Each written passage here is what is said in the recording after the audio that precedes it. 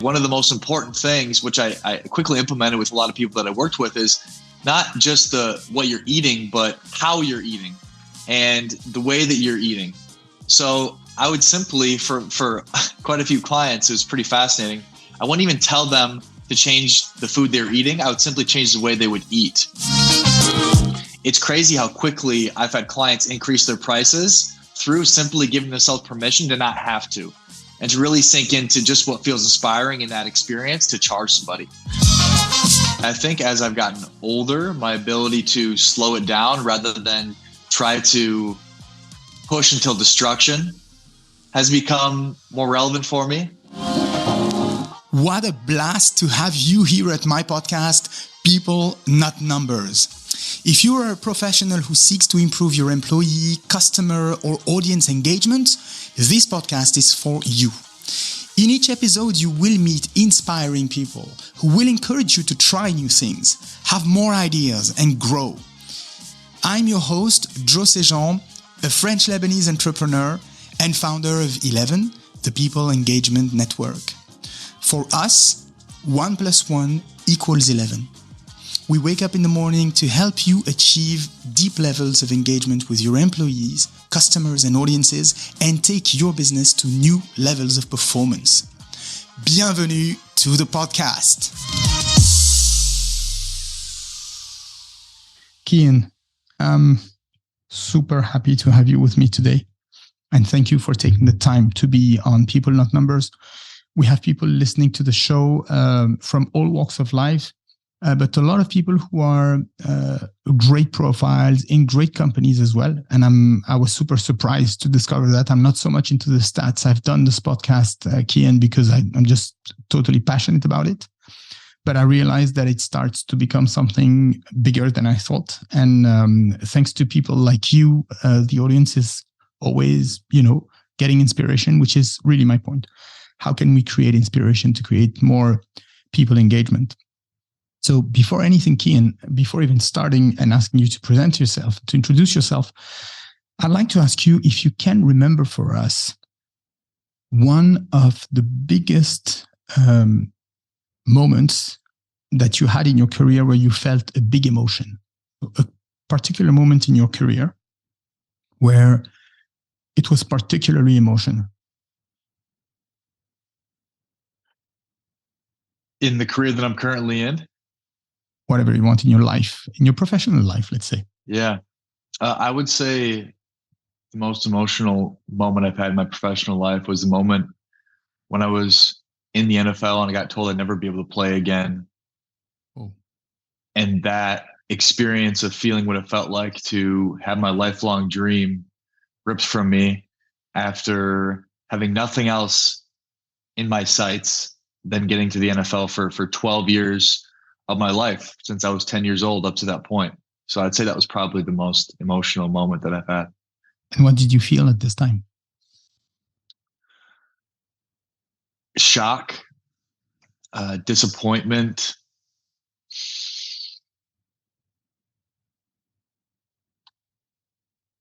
not being able to come to terms with it being real, sadness, anger, betrayal.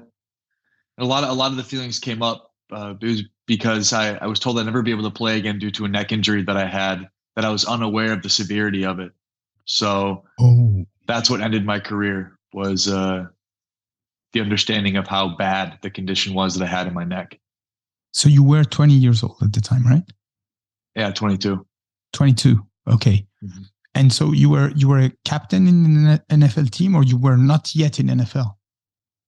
So I was a 2-year Division I captain in college, and it was my first year going into the NFL, where they discovered on an MRI before I could ever play a game that I wouldn't be able to ever play.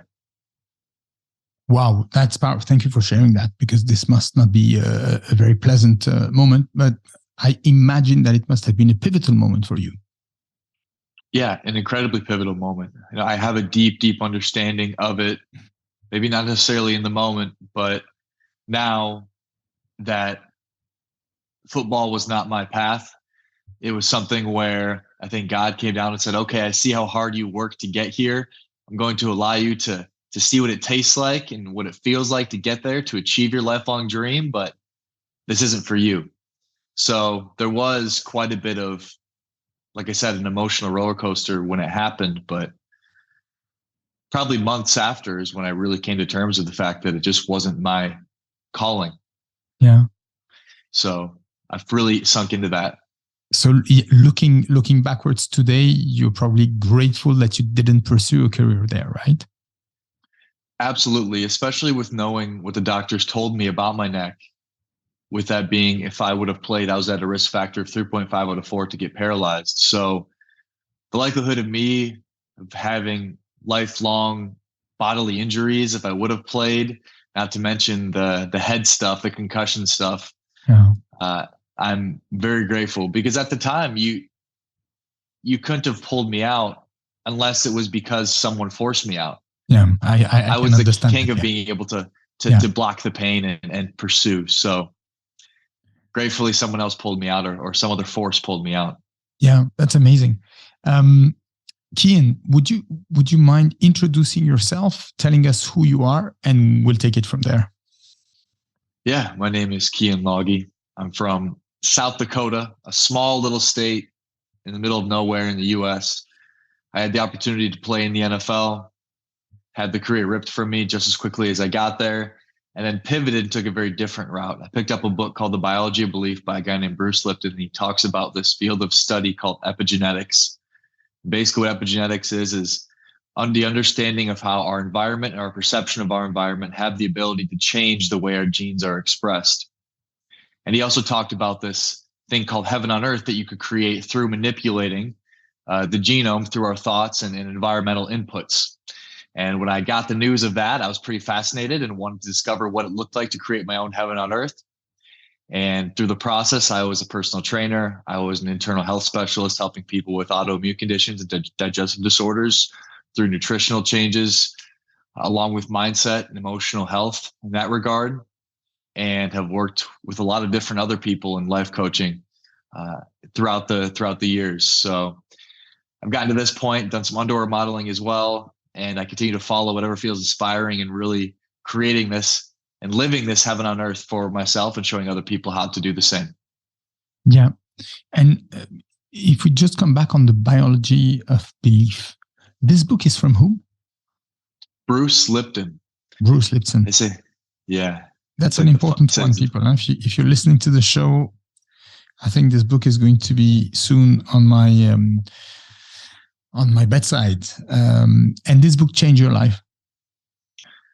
Absolutely. He has a couple books that have changed my life, but that was the most pivotal book for me that really got me thinking and understanding, because a lot of the practices that are in the book I'd already been doing, but wasn't aware that I was really doing them or the effect that they were having and how it could be replicated. So he really put the science to a lot of what I had already been doing. And that's what really made it click for me, was understanding the science behind it. Okay. So you said that you grew up in a small city or a small town in the US. In which part of the US were you raised? It's the middle north part, Middle one north state part. down from Canada. Yeah. So Wow, it's very okay. cold in the winter, beautiful fall, beautiful summers. The people are incredibly kind, but it's very different from a big city. And you grew up there until when? Until I was 22, when I moved to Miami after I came back from the NFL opportunity. Wow. And then you moved to Miami. So East Coast, and you are now in LA. So you moved to the other side of the US, right? Correct. But there's been a lot of bounces in between. I've lived in a few different countries in the process since I moved to Miami. So I just moved back to the US from Brazil, actually, which is why I decided to come here. Okay. So your first trip abroad was when? I moved to Colombia back in 2018. I lived there for a year. Wow. And then moved back to Miami. I moved to Miami Beach, and then moved to Arizona, and then moved to Brazil. Wait. You went from Miami to Colombia, or from your town to Colombia? From Miami to Colombia. Miami to Colombia. And came back. What pushed you to go to Colombia? Well, at the time, I just quit my job as a personal trainer at Equinox, and I was starting my own business as an entrepreneur. And Colombia is very cheap to live. I was single at the time, and my friends that I were also entrepreneurs were single at the time. So that was a bonus. And the quality of food is incredible. So we could get away from the chaos of a lot of the up tempo, fast pacedness of the US and be able to really take our time and build our businesses and have a little bit of fun in the process. So what business was that at the time? It was called a total body reset. And that's why I referred to working with people with autoimmune conditions and digestive disorders. So if you look it up on Facebook, there's like 40 reviews on there of my program. But that's when I was really scaling, building that nutrition program for people with those autoimmune and digestive based disorders. And this is where you start. I mean, where did that idea come from? Well, a lot of it came from because as a former NFL athlete, I was an absolute physical freak. I was 235 pounds. I could jump through the roof. I could stand underneath the rim and dunk two hands. And physically, I was 9%, 10% body fat. So I was just an animal. But internally, I was struggling with things as far as my digestive stuff. I was always gassy, bloated. I'd have like heartburn. Yeah. My energy would fluctuate. So I was fascinated what it looked like, not only to be incredibly healthy on the outside, but on the inside as well. And so I dove headfirst into what that looked like. And through my studies and my own implementation of things for myself, I eventually came up with a protocol for people with autoimmune based conditions. And I had a gal come to me who had Hashimoto's, which her thyroid was incredibly inflamed. She almost looked like a toad if you could picture it. And she was the first girl that said, "Hey, I heard you had a program." And I said, I don't know. I don't know if I haven't really used on anybody, but I'm sure you could try it. And she's like, okay, fine. And she ended up shrinking her thyroid by 30% in 3 weeks, to where the doctor said that she didn't have to get surgery anymore because she was literally a month out from having to get surgery. And I was the last resort for her. So I was like, okay, there's something to this program. And it gave me a little confidence to keep going deeper into it. But initially started because I wanted to be healthier on the inside for myself. Yeah, but okay.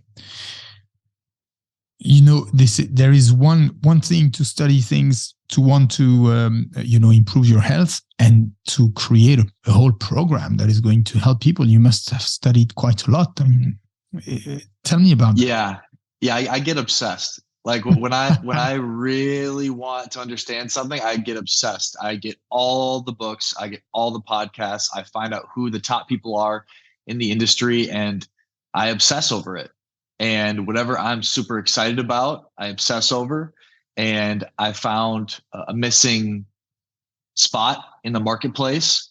While I was in Miami, a lot of people were physically very fit, but nobody was really well versed in internal health and how to shift that, unless people were doctors. So I was like, okay, well, there's not really someone to go to for this. Well, let me be that guy.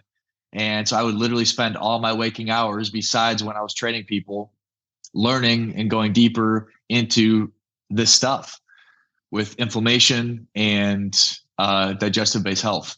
What did you find? I mean, what were the major findings that you had? Because you must have studied for months and months, I guess. I mean, swallowing books and probably deep diving into stuff. But on this journey, what were the main things that were a breakthrough for you? Yeah, so gut health and inflammation of the digestive tract is probably number one. And now it's really, really popular. Gut health is almost a buzzword, but really the foundation of almost all of our health starts in the digestive tract and the health of our digestive tract. So learning what it looked like to have as healthy of a digestive tract as possible and minimizing inflammation in that space, things around the rest of the body can begin to naturally recover. So that was number one. And then I started to learn more about the places called blue zones, or the healthiest places in the world, and was studying a lot of their behaviors that they had on why they were so healthy, why they were able to live the longest. And a lot of them had different types of food that they were eating. So there was maybe a couple commonalities, but the majority were eating completely different things depending on where they were living. So I'm like, okay, well, the food's important. And because we live in the Western world where it's causing all these internal issues, having a specific protocol to help with eliminating those can help. But surrounding the actual food itself, there was a lot of mannerisms and behavior that they exemplified that actually was indicative to good quality health outside of just the food. So that's when I started diving into that, which is really exciting. And one of the most important things, which I quickly implemented with a lot of people that I worked with, is not just what you're eating, but how you're eating and the way that you're eating. So I would simply, for quite a few clients, it was pretty fascinating. I wouldn't even tell them to change the food they're eating. I would simply change the way they would eat. And so I would make them slow down. I would make them focus on just chewing their food and enjoying their food, and really spending time in the space of just consuming their food in a slow manner and building a habit out of that. And people would lose 5 to 10 pounds pretty quickly just simply through embodying this behavior.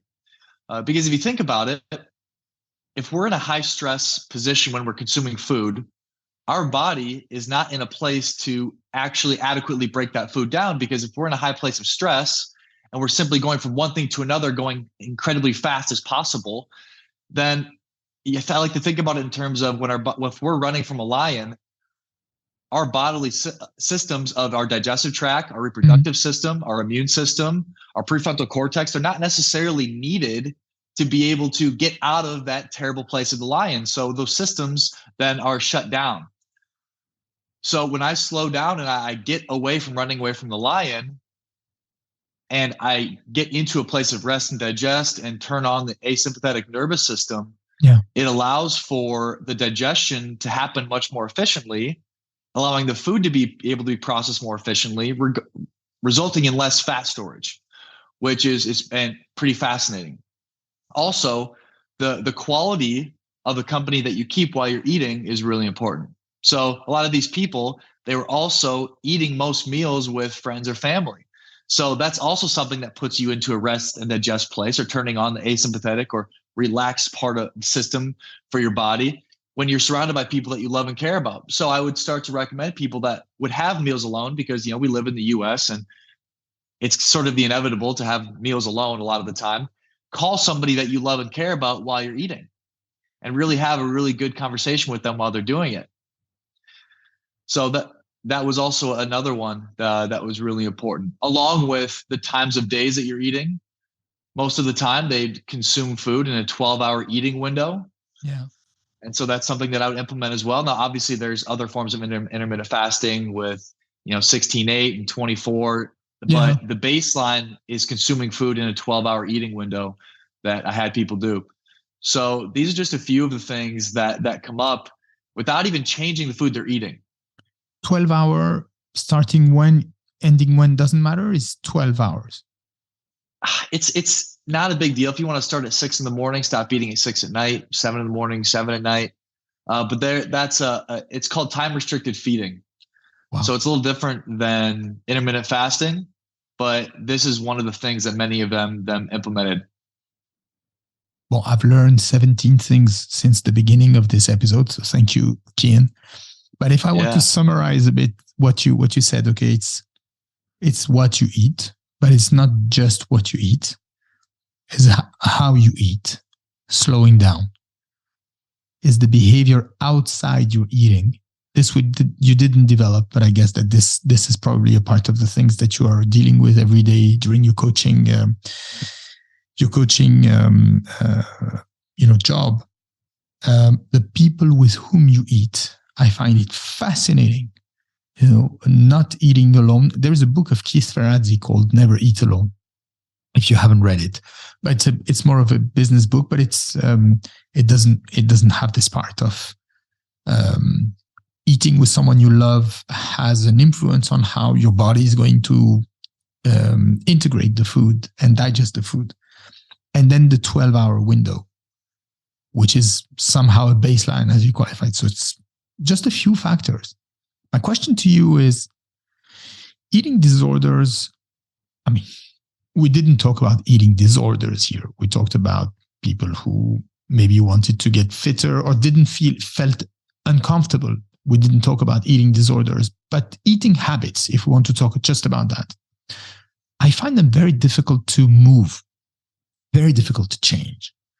As soon as something happens, we come back to our good old habits. And how do you create engagement around that? How do you help people stick to something? Because there is always this initial conscious push where I'm going to do something because, oh yeah, let me try that. For example, I'm going to try the 12-hour window tomorrow.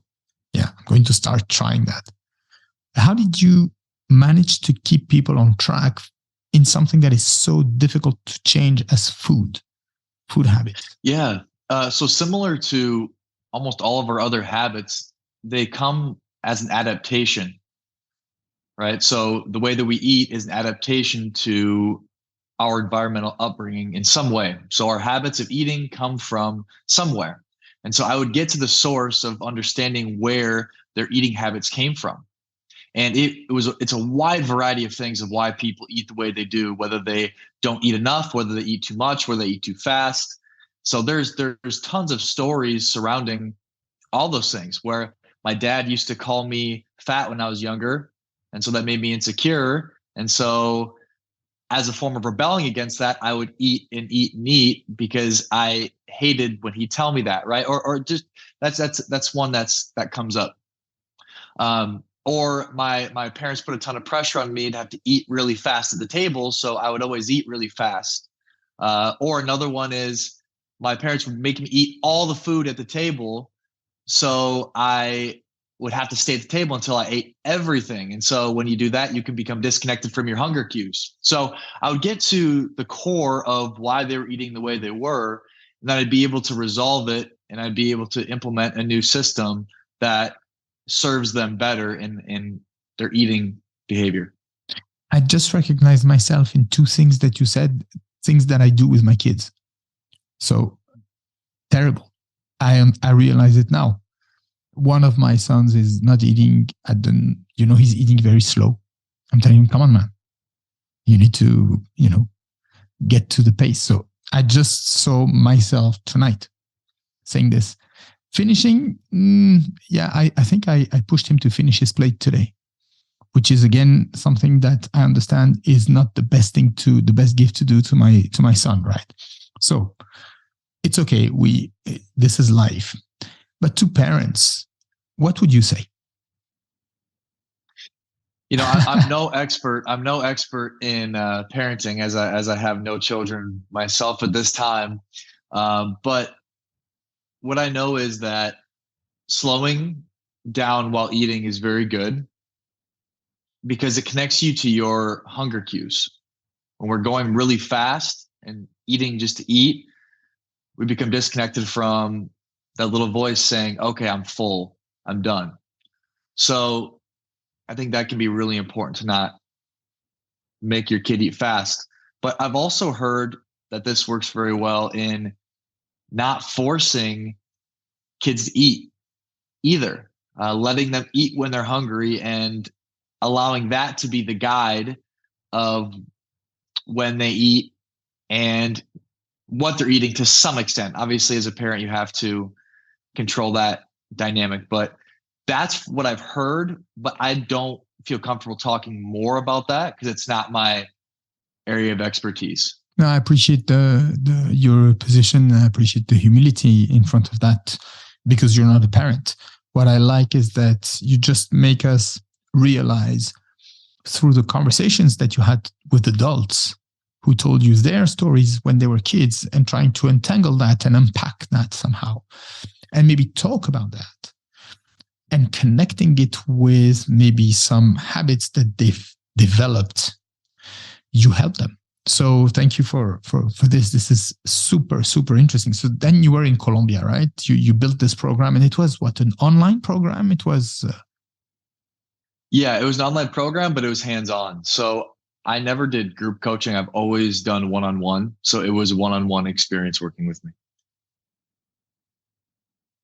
I mean, so not scalable, right? Depends on your definition of scaling. I've always followed the increases your prices when your demand goes up instead of going wider. Yeah. A lot of it's because I love the challenge of that.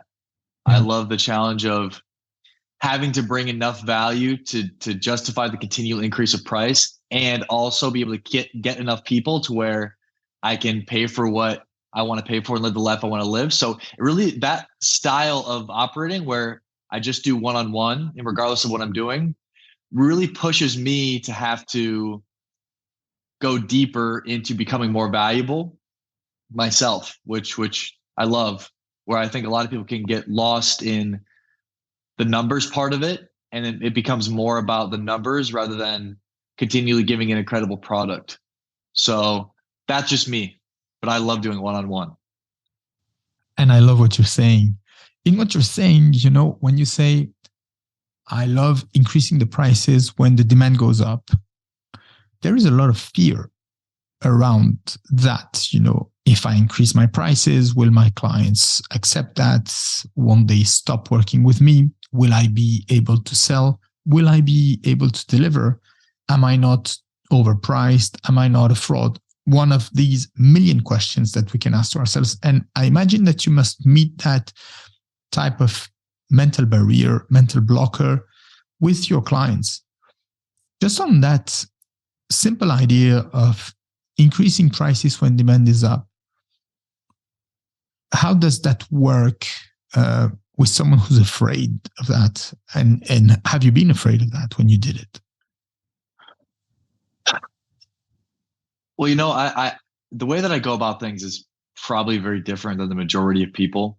So I would assume if someone gets on here, they would talk about like limiting beliefs surrounding money and working through that. But I've actually always just charged whatever I've wanted to charge in the moment of that experience with that person.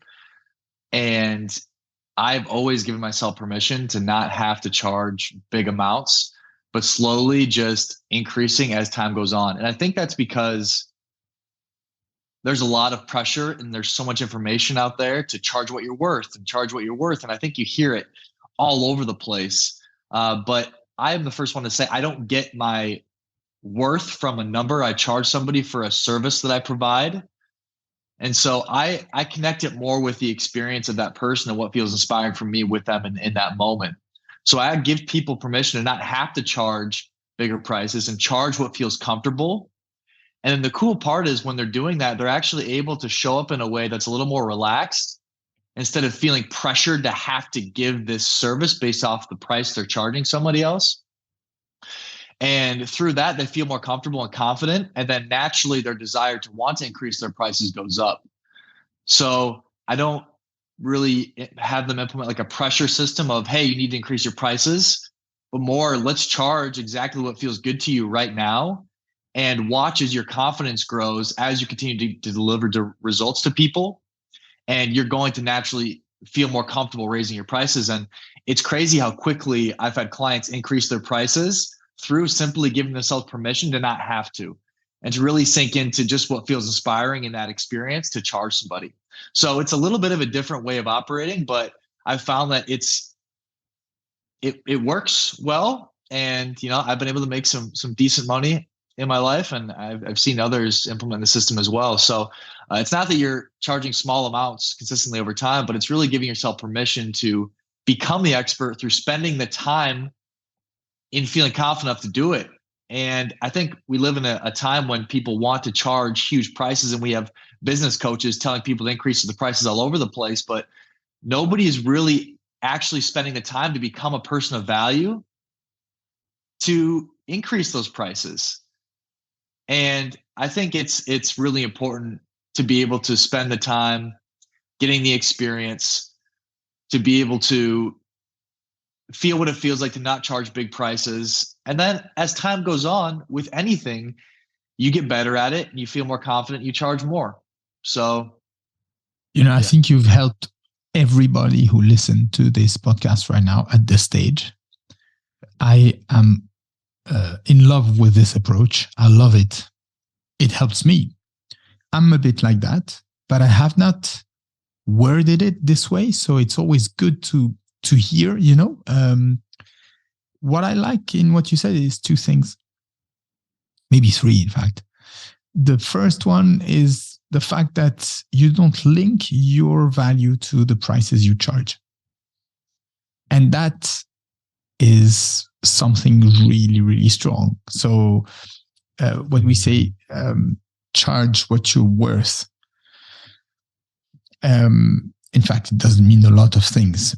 It's just something to say charge more. But I like the fact that you disconnect your view of yourself, the value that you give to yourself, you disconnect it from the value or the price that you charge to your clients. And I find this remarkable. And it's totally off trend. Definitely today it's more, charge a lot and sell $5,000 an hour. Yeah, of course I do it. You should do it too. And this creates some kind of a pressure. And I really like what you said. The second thing is you say you should do what you feel is right for you. And this requires to be connected to what we feel and to what we feel is right. So when you say that, you push somehow another connection, which is connecting myself to what I feel is right, asking myself, trying to feel and listen to something else than just the figures and the numbers and the transactions, but to feel if that feels right for me.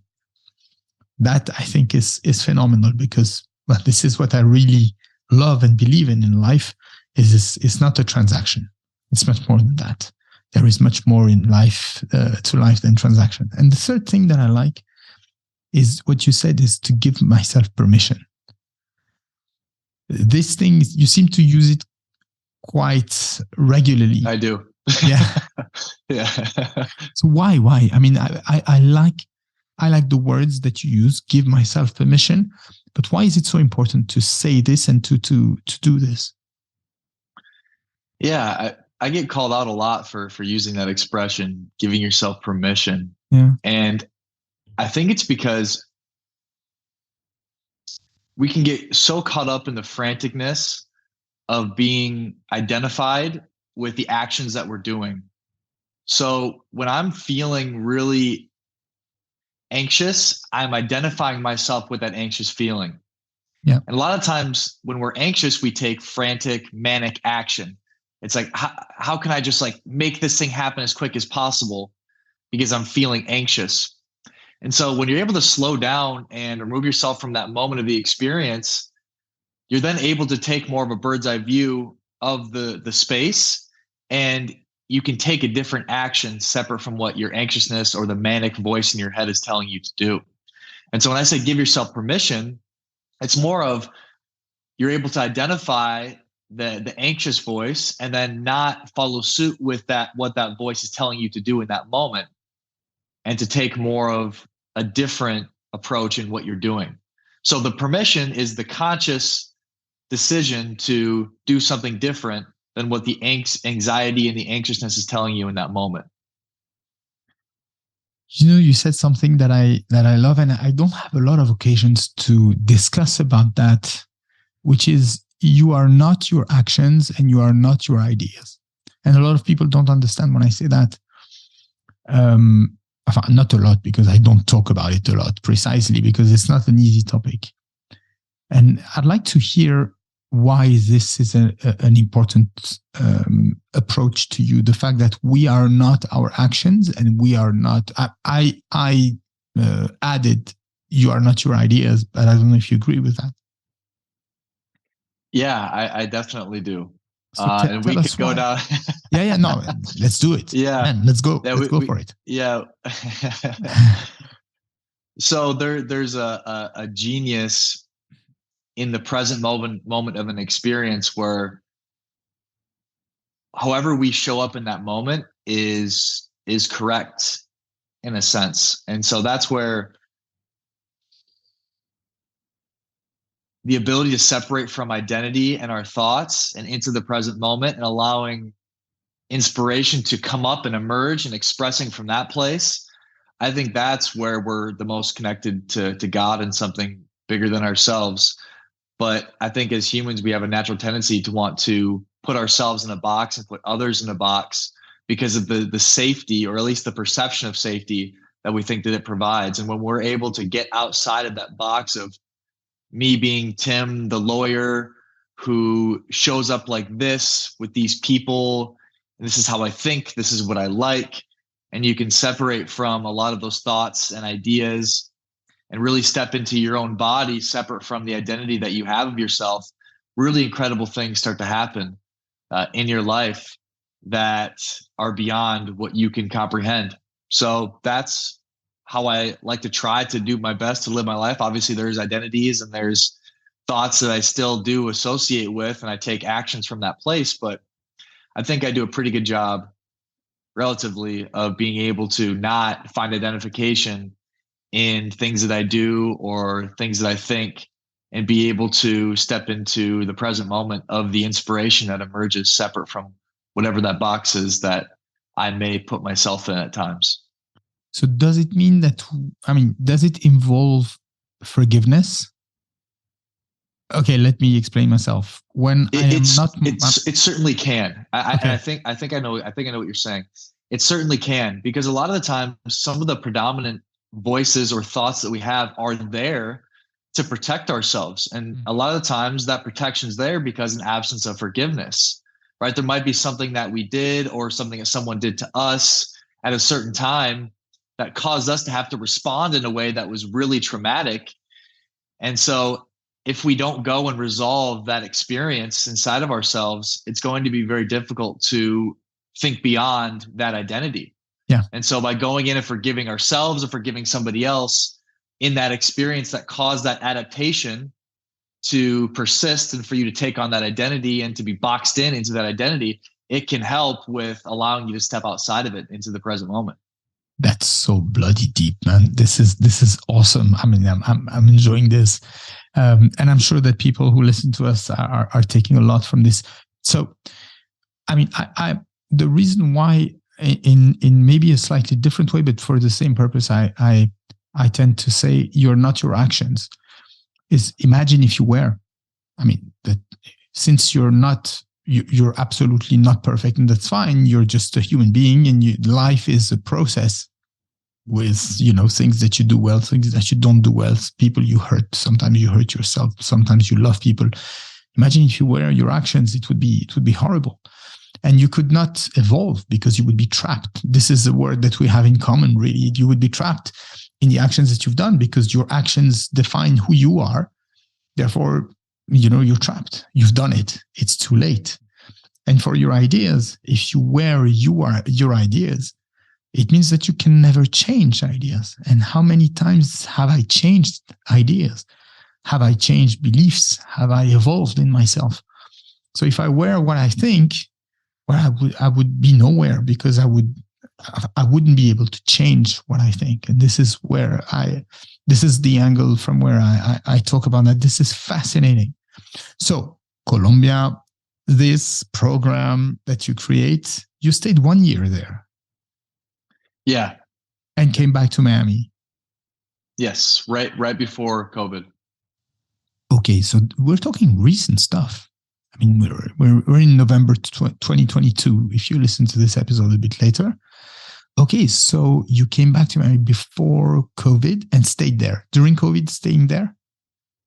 Correct. Yeah. For the first 4 months of COVID. Then I moved to Scottsdale, Arizona for 2 months. And then I moved to Brazil from there for 6 months. Okay. And continuing to do the same business, which was at the time the digestive disorders and autoimmune diseases, autoimmune conditions. No, I stopped that it stopped being exciting for me. And I got more excited about how to help entrepreneurs be able to not be as stressful and anxious and find more fulfillment in the process of achieving what they wanted. So then I transitioned into that. That was something that I felt that I'd always done a pretty good job of, which is having fulfillment in the process of whatever I'm going after. And I wanted to show those guys and gals how to be able to do the same. So when things stop being inspiring for me, I tend to transition. Because whatever I'm the most inspired about, I'm the most potent in, or my medicine in being able to deliver is the most strong. So that's when, about 8 months into me being in Colombia, is when I really started to transition into more of working with the entrepreneurs.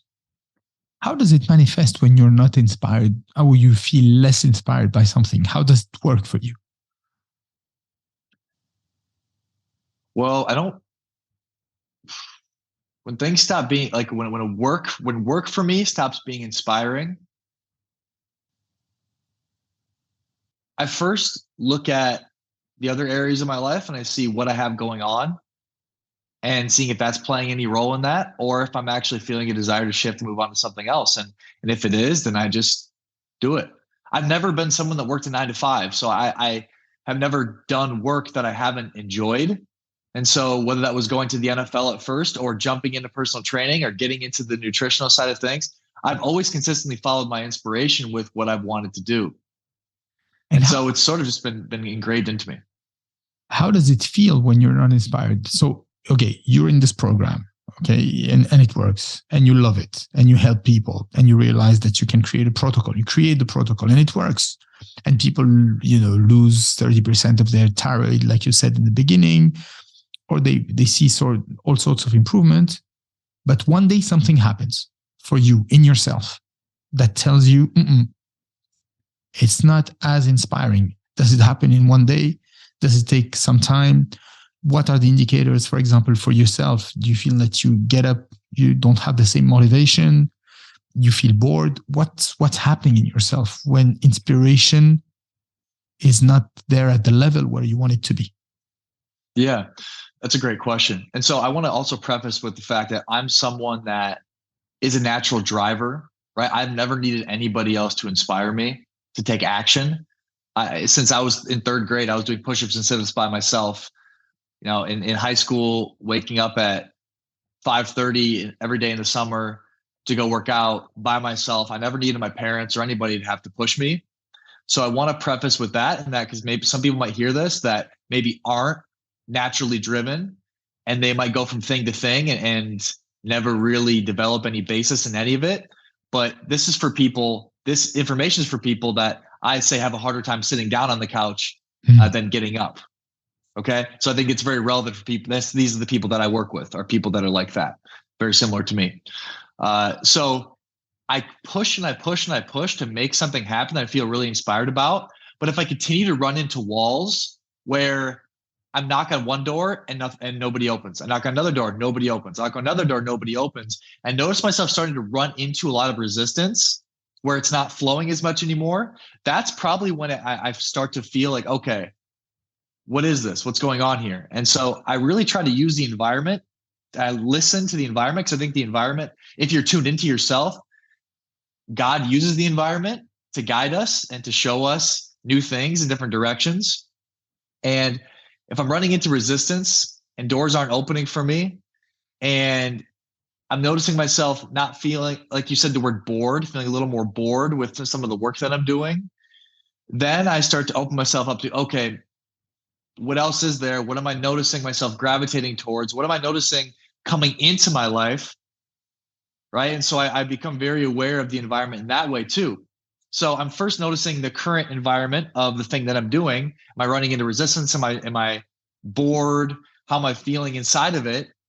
And then I open up to the other side of it and saying, what am I noticing is coming in? What information am I starting to see is making its way to me? What are the people that are making their way to me? And so I really use the environment to give me indicators of where I'm at internally. And it's pretty powerful to be tuned into that.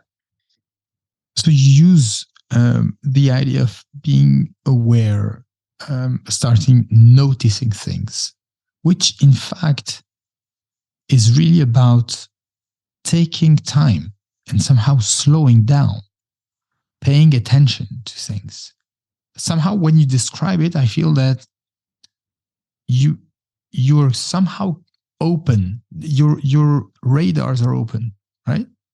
And there is some kind of a curiosity towards what's going on around, noticing things, paying attention. All of this seems to me that when your radar starts to emit some signals, suddenly not, you don't freeze the picture, but you kind of slow the motion and pay more attention to what's going on around you. Is that so? Yeah, absolutely.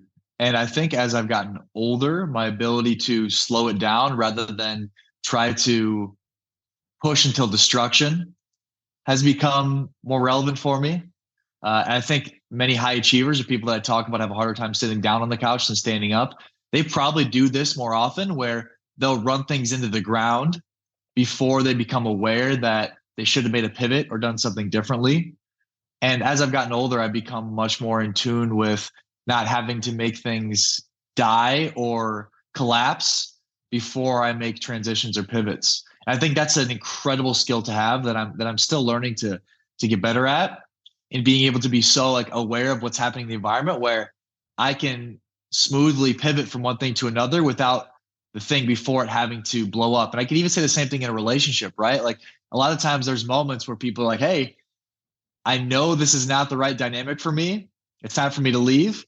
But they'll sit there and wait for the other person or wait for something really bad to happen or catastrophic to happen before they finally leave the dynamic. I think it's the same thing in business and pivoting in other areas of our life as well. And when we get that indicator where it's like, I know this thing's not right anymore. I know I should be doing this. Being able to do that without that first thing collapsing, then having to deal with what it all comes with the collapse, right? So that is a fucking skill to be able to have and to sharpen.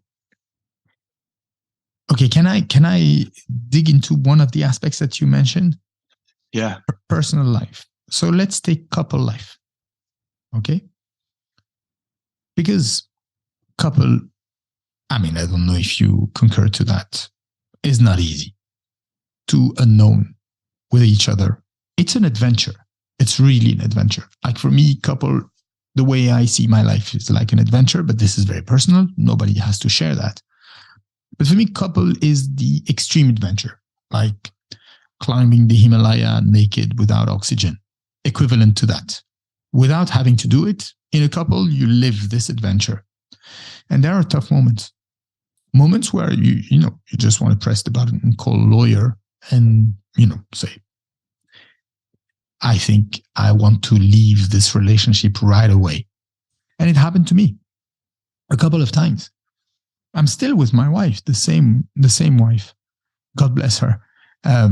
But where do you see, and there is no answer to that. I know that, but I'd like to understand how you see things in your own experience.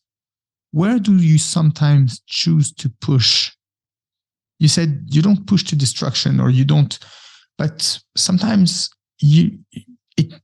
it goes to areas that are quite painful, and going through these areas sometimes, in my case, for example, has proven to be super useful. I mean, a kind of a nearly as if the couple had died to reborn again, because we're different 16 years after getting married. We have 3 kids. We're not the same. I mean, so how do you see that? Because I understand from what you're saying, you listen to the signals, and when there is too much resistance, and this is you, this is not a recipe, this is you and your way, then you tend to pay more attention and sometimes transition.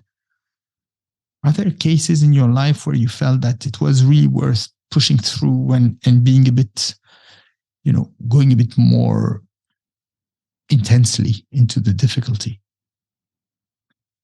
Absolutely. And I want to preface again with saying I do have more of that tendency rather than leaving. Okay. So I think there are many people that are quickly to the first sign of something not going right in a business or a relationship dynamic where they're like, okay, peace out, I'm out. And they never get to, excuse me, a depth with people and with business to where they can really have success in those areas. But I am a driver. I come from the Midwest, the middle of the US, where traditional family values are really important and commitment is very, very important. And so I have been in a relationship dynamic where I did and commit and push past a lot of discomfort, a lot until I physically had no capacity left in the dynamic. And then I left it. So I do inherently come from that background. And so I think it's important for us to know what area we naturally come from. Are we more of an attached person? Are we more of a detached person? And knowing what our natural tendency is in those dynamics, we can then make adjustments when we're in them. So if I get into a relationship and I'm naturally more detached, well, I should probably take some time to reevaluate my thoughts of feeling like running and leaving, right? And stay in it a little longer. Whereas if you are someone that is more of coming from an attached place of like, oh, I grab on and I latch on and no matter what, I'm with them from the beginning, then maybe you should be a little more open to the idea that, hey, maybe this isn't the right person. Maybe you are just trying to force something that isn't, you're trying to force a square peg into a round hole. So I think you can start there with first identifying, okay, where am I naturally more, where do I come from? Am I more detached? Am I more attached? And being able to understand a little more from that perspective. But where I'm at right now is I'm really in a strong, because I do believe in a long-term partnership and commitment. That's what I saw. My parents are one of the happiest couples I've seen, and I do desire for that dynamic. But what I'm really tuning into right now is the discernment of who it is I want to be with and what they represent, and if we really are in line on a lot of things. Because I know when I do make the commitment, I'm in it. Like I'm in it and I'm locked in. So spending a lot more time in discernment, separate from just the feeling of love, because I did come from a very loving background and loving family where if we have love, there's nothing else that we need. And I have given that love and stepped into that mindset too soon without really discerning the other things first. Where, hey, does this make sense? Hey, does this person embody the same value that I have? Hey, do they want the same things that I want with the future? And so got into a dynamic where love was there fast. And I think that's where a lot of complications came from, was that we were trying to make love be the glue that kept it together, where there was these other things that weren't necessarily in alignment, right? So that's where I'm at in my life and in understanding myself, and that, hey, I'm a fucking lover. And it's important for me knowing that to exercise more discernment in the beginning. So where when I do decide to get like fully commit in that emotional space, I know these other things are lined up first to where I know we can work through anything. So I think the bottom line is learning to understand yourself and what your natural tendencies are, then being able to be aware of those, and then proceeding with caution based on what you know. I love it. And this is indeed something that I realized later in my life, is that I didn't really consider things that were around the natural attraction that I had for my wife at the time. I was lucky enough to find out that we had so many things in common, but I think it was maybe whatever it was, luck or something else, but I didn't think it through. And I like what you're saying. Can I push a bit more into one of the veins here? Please. I don't know if in what type of couple you are, if you are straight or not. I mean, I'm with a woman. I'm straight. So for women have hormone cycles. This is something that changed my life when I understood that. Because, yeah, go ahead. This gives me a chance. Yeah. Give me one. I have a book here. This gives me a chance to talk about this book really quick.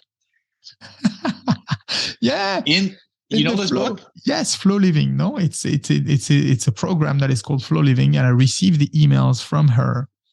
Man, you guys have the app. Yes. Flow app. Yeah, of course. Genius. This could be great to talk about, because this is next level shit. I can't believe that we're digging into this, by the way. I mean, I can't believe it. A couple straight guys getting in here talking about women's hormonal cycles. Come on, what can't you believe? Man, because something interesting, you said something super interesting, which is, I'm trying to pay attention to what the person wants. Is she wanting the same things as me? And of course, I mean, if you listen to this, you really understand that the purpose is not to be in love with your meme. The idea is to be with someone who's not like you necessarily on everything, but on the fundamental things, you pay attention to that, and I like it. But one thing that has happened in my life is that I realized that my wife has, at certain moments in her life, big variations of energy, of mood, changed with kids, changed with birth control pills. I think we call them like this in. Yep.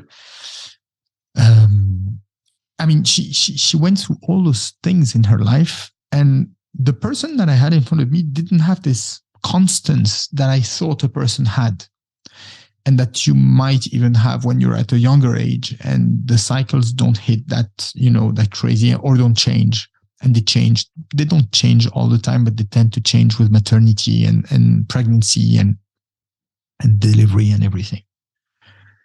So how has the understanding of hormonal cycle with your partner helped you have a better relationship, if it has? It's completely changes the game. Completely changes the game. Oh my gosh. Like, because we're so many guys over here, we're trying to logically understand our female partners, and we're looking at them through the perspective of how we would rationally handle something. So we're like, well, if she's acting this way, that must mean there's actual incredible legitimacy to what she's saying. So if there is, then let me try to understand her and have a legitimate conversation about this to really get to the bottom of it. But most of the time, there's actually not any legitimacy to what she's saying. Yeah. Which I think is actually really powerful for men to know. And it's not to say that when she's in a certain mood or emotion, there's not any validity to what she might be saying. That may be true, but it's more important to come from a place of being there with her and listening and hearing, rather than trying to fully understand all the details and to get into conversation about how to solve the problem.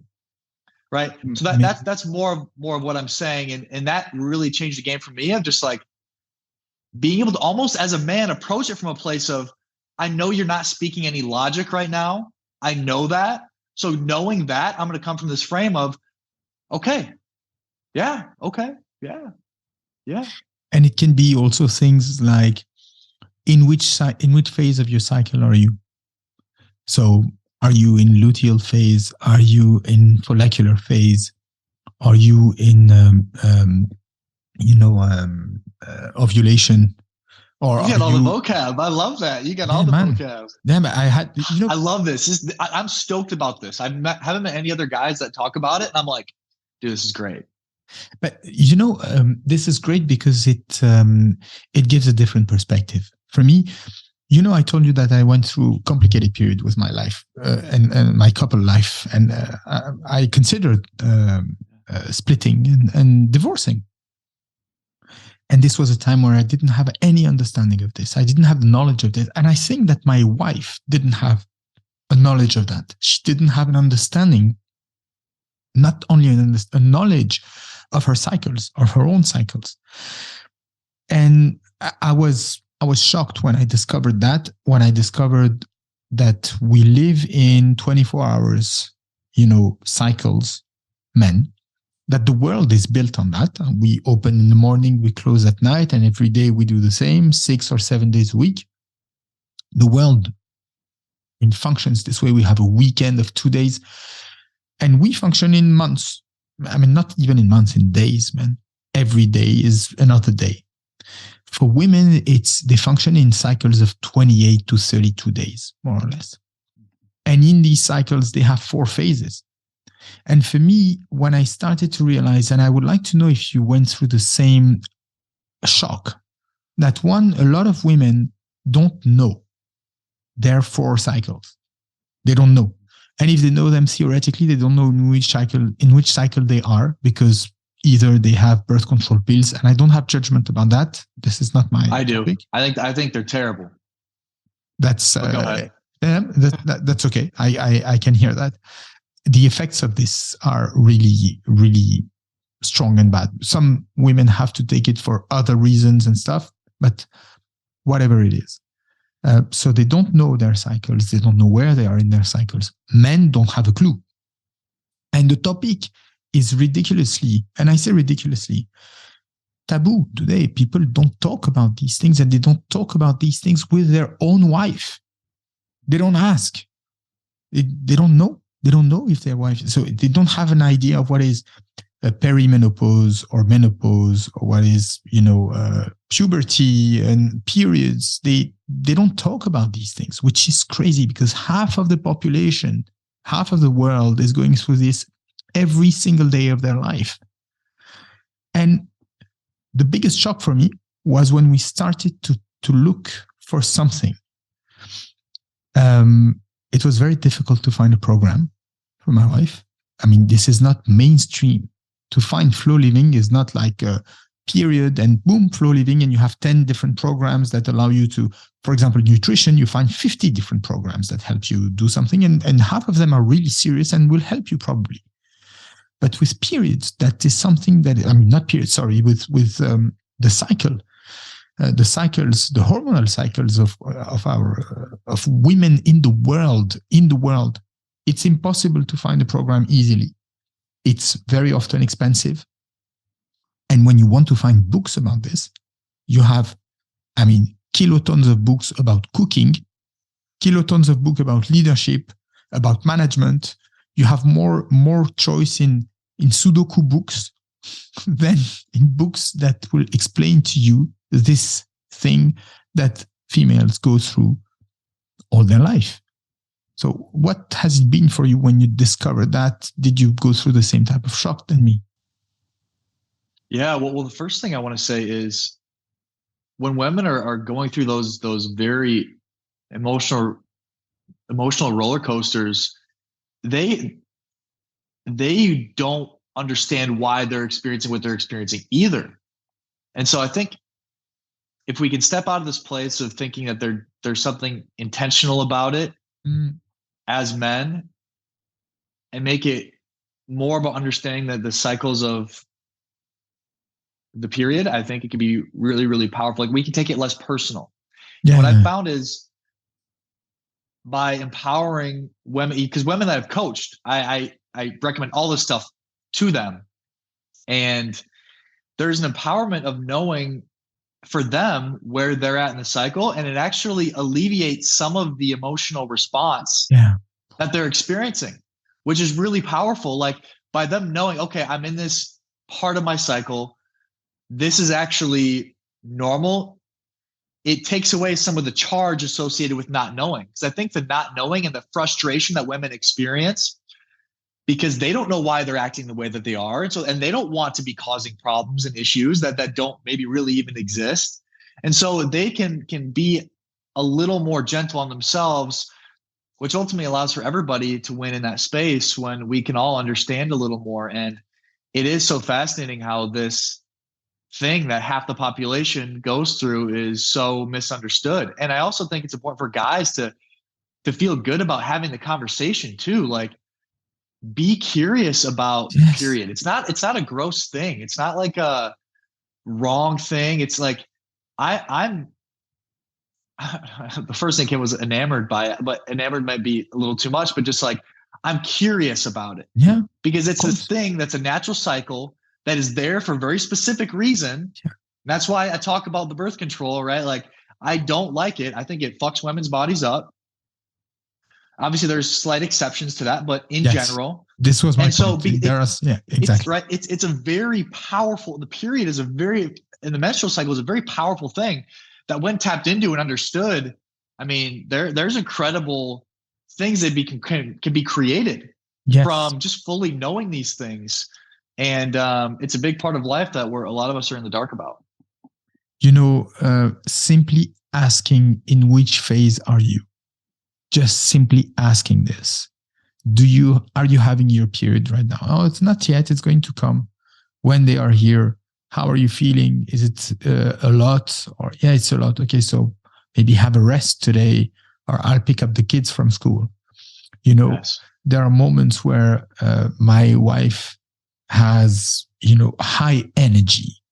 And this is the moment to socialize. It's not always like that, and it's not that cliche. But there are really 4 distinct moments that I can now see and read slowly. It's a process. I'm not there yet. I mean, it's a discovery. But when I was hearing you talk about partnerships, commitment, love, and understanding who the person is, one of the discoveries that I had is the person is changing so often. What's going on? I don't understand. And she can be sometimes, very reactive, sometimes very bold and aggressive, and sometimes very low on energy and no libido and no desire of anything. And now I start to understand what's going on. So that's, thank you for accepting to dive into this, but you're the first man who knows flow.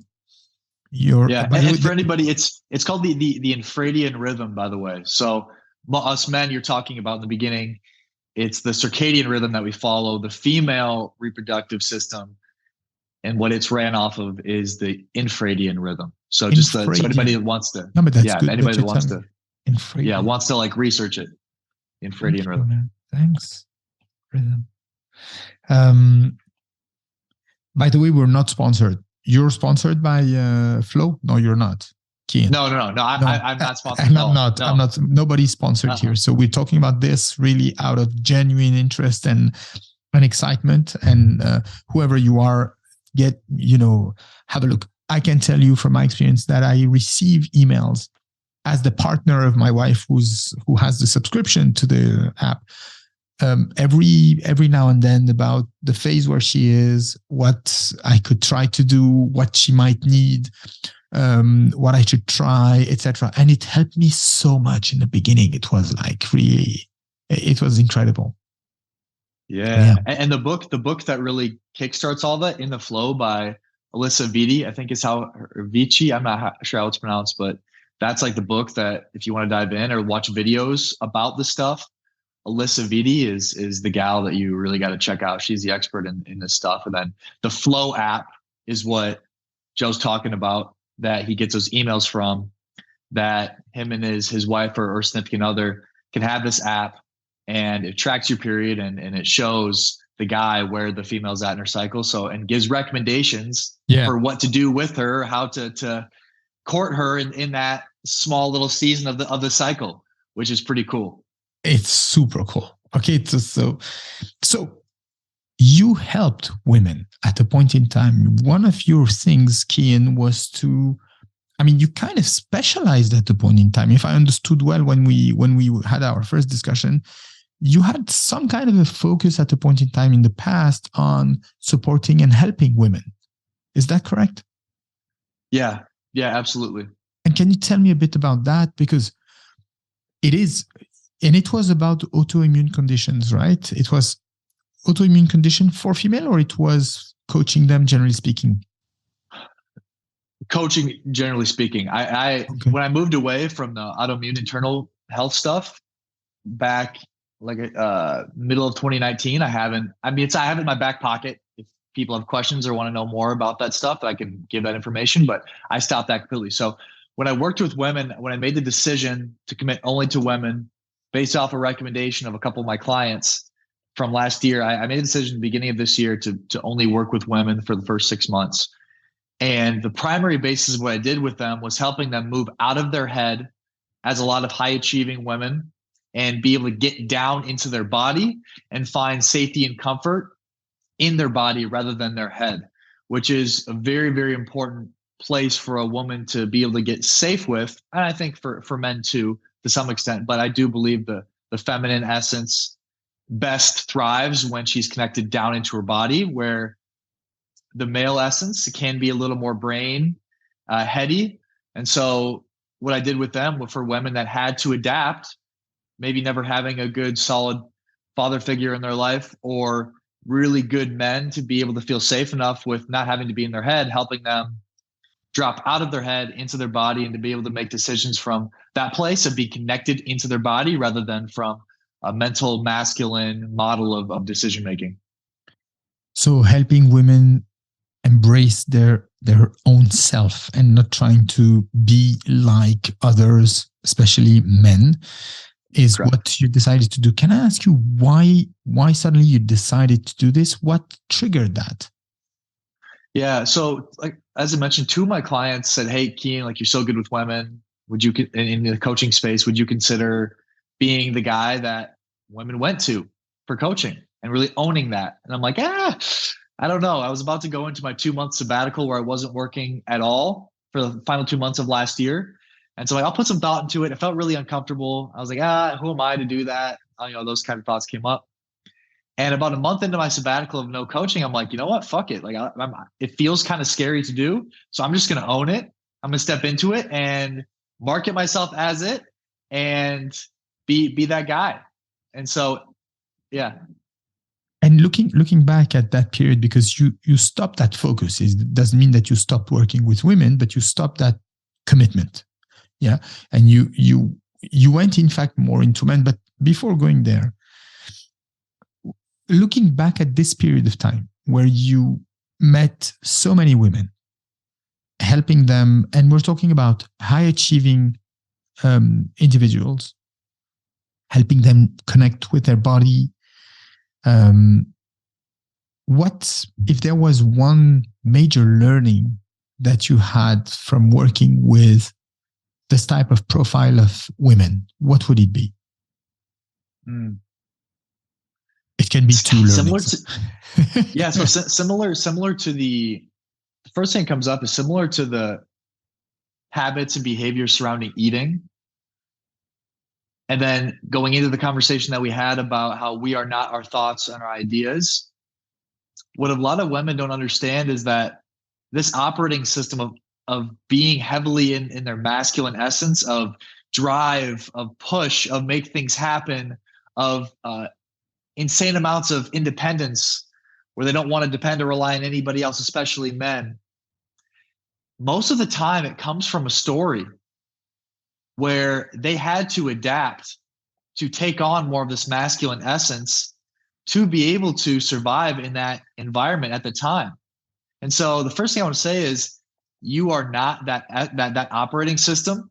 Women are inherently, I don't believe, are that hyper independent, hyper driven to achieve at a really high level. I through my studies, but also just my understanding of masculine and feminine, that's what I believe. There's normally a story to why you are the way you are for all of us, but especially in regard to being more heavily in the masculine and feeling less safe stepping into the feminine. And that can be really powerful to hear, because then you can take the steps to really disassociating from that identity being you and being able to then begin the process of separating from it and connecting deeper with yourself separate from that identity. My understanding, and maybe I'm wrong now, that you somehow build and choose your identity? That I don't know. I don't know. What I do know is that it's possible to connect to the present moment for where our desires are truly at, separate from our programming. And I know that there may be consistencies in our behavior when we do that. And I suppose you can say those consistencies of your behavior over time of not being ran by your programming can be who you really are. And now I don't like to think that I can fully choose and create. Maybe it's because I'm a big Alan Watts fan. And so I'm a big proponent of, I don't want to know everything step by step. I don't want to think that I'm the one controlling and manipulating everything. Yeah. Because that doesn't sound very fun to me. Like I like ambiguity. I like randomness. And so I like more of the idea of connecting deeper to the present moment and my expression inside of me that reveals itself inside of the present moment, and just following whatever that is. And like I said, if there's consistencies over time that I notice when I'm in an inspired place, I could maybe say that's who I am. But I don't like to believe the idea that I'm fully 100% the creator. I think we're co-creators in the sense of we have some capacity to move past our programming. But I think when we tap in deeper to whatever source is to you, there's something else that emerges that we aren't really in control of fully manipulating. And I relate a lot. I relate to that. I resonate with that. I like it. Keyen, so you worked with women. What made you stop that? What made you, again, transition? What was the factor that made you transition to what you're doing now? And what is it that you do now that is different from what you were doing with women? Yeah, so I still have a few female clients, which I'm really excited about, the ones that I am still working with. But in this season, what I've been so excited about is more of the empowerment of masculinity for men. And I think we're living in a society that is really talking shit about masculinity and true masculine leadership. And it makes me sick to see, because it's creating a weaker society. And I've been noticing there's been a lot of men that are showing up in my life that have been very powerful at one time, but then realized maybe the way they were going about using their power wasn't necessarily for the best of everybody else and themselves ultimately. And so they then went to a little more submissive, passive type of behavior, almost as a form of punishing themselves to some extent for the behavior they were exemplifying. And now they're ready to be able to step up from this place of connecting to that deeper sense of what they desire and showing up in a masculine frame for that deeper sense of desire, not from what their maybe insecurity was driving them for before. So really building men up to be strong, masculine, powerful leaders for their desires of their heart is what I've been really, really excited about doing. Masculinity, femininity. Okay. Can you take us through that? These two things that we all have both, right? A quick overview about what is for you femininity, what is for you masculinity.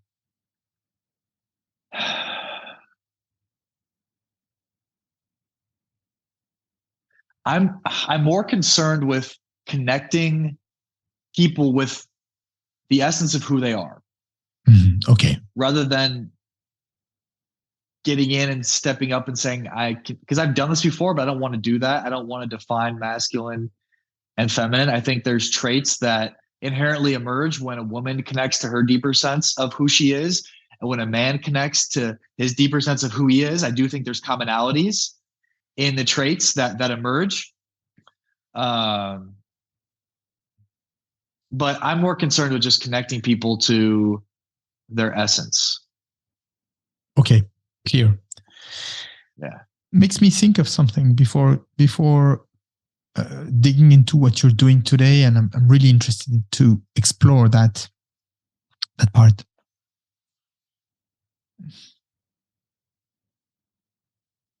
And you might not see the link, you will see it, I'm sure.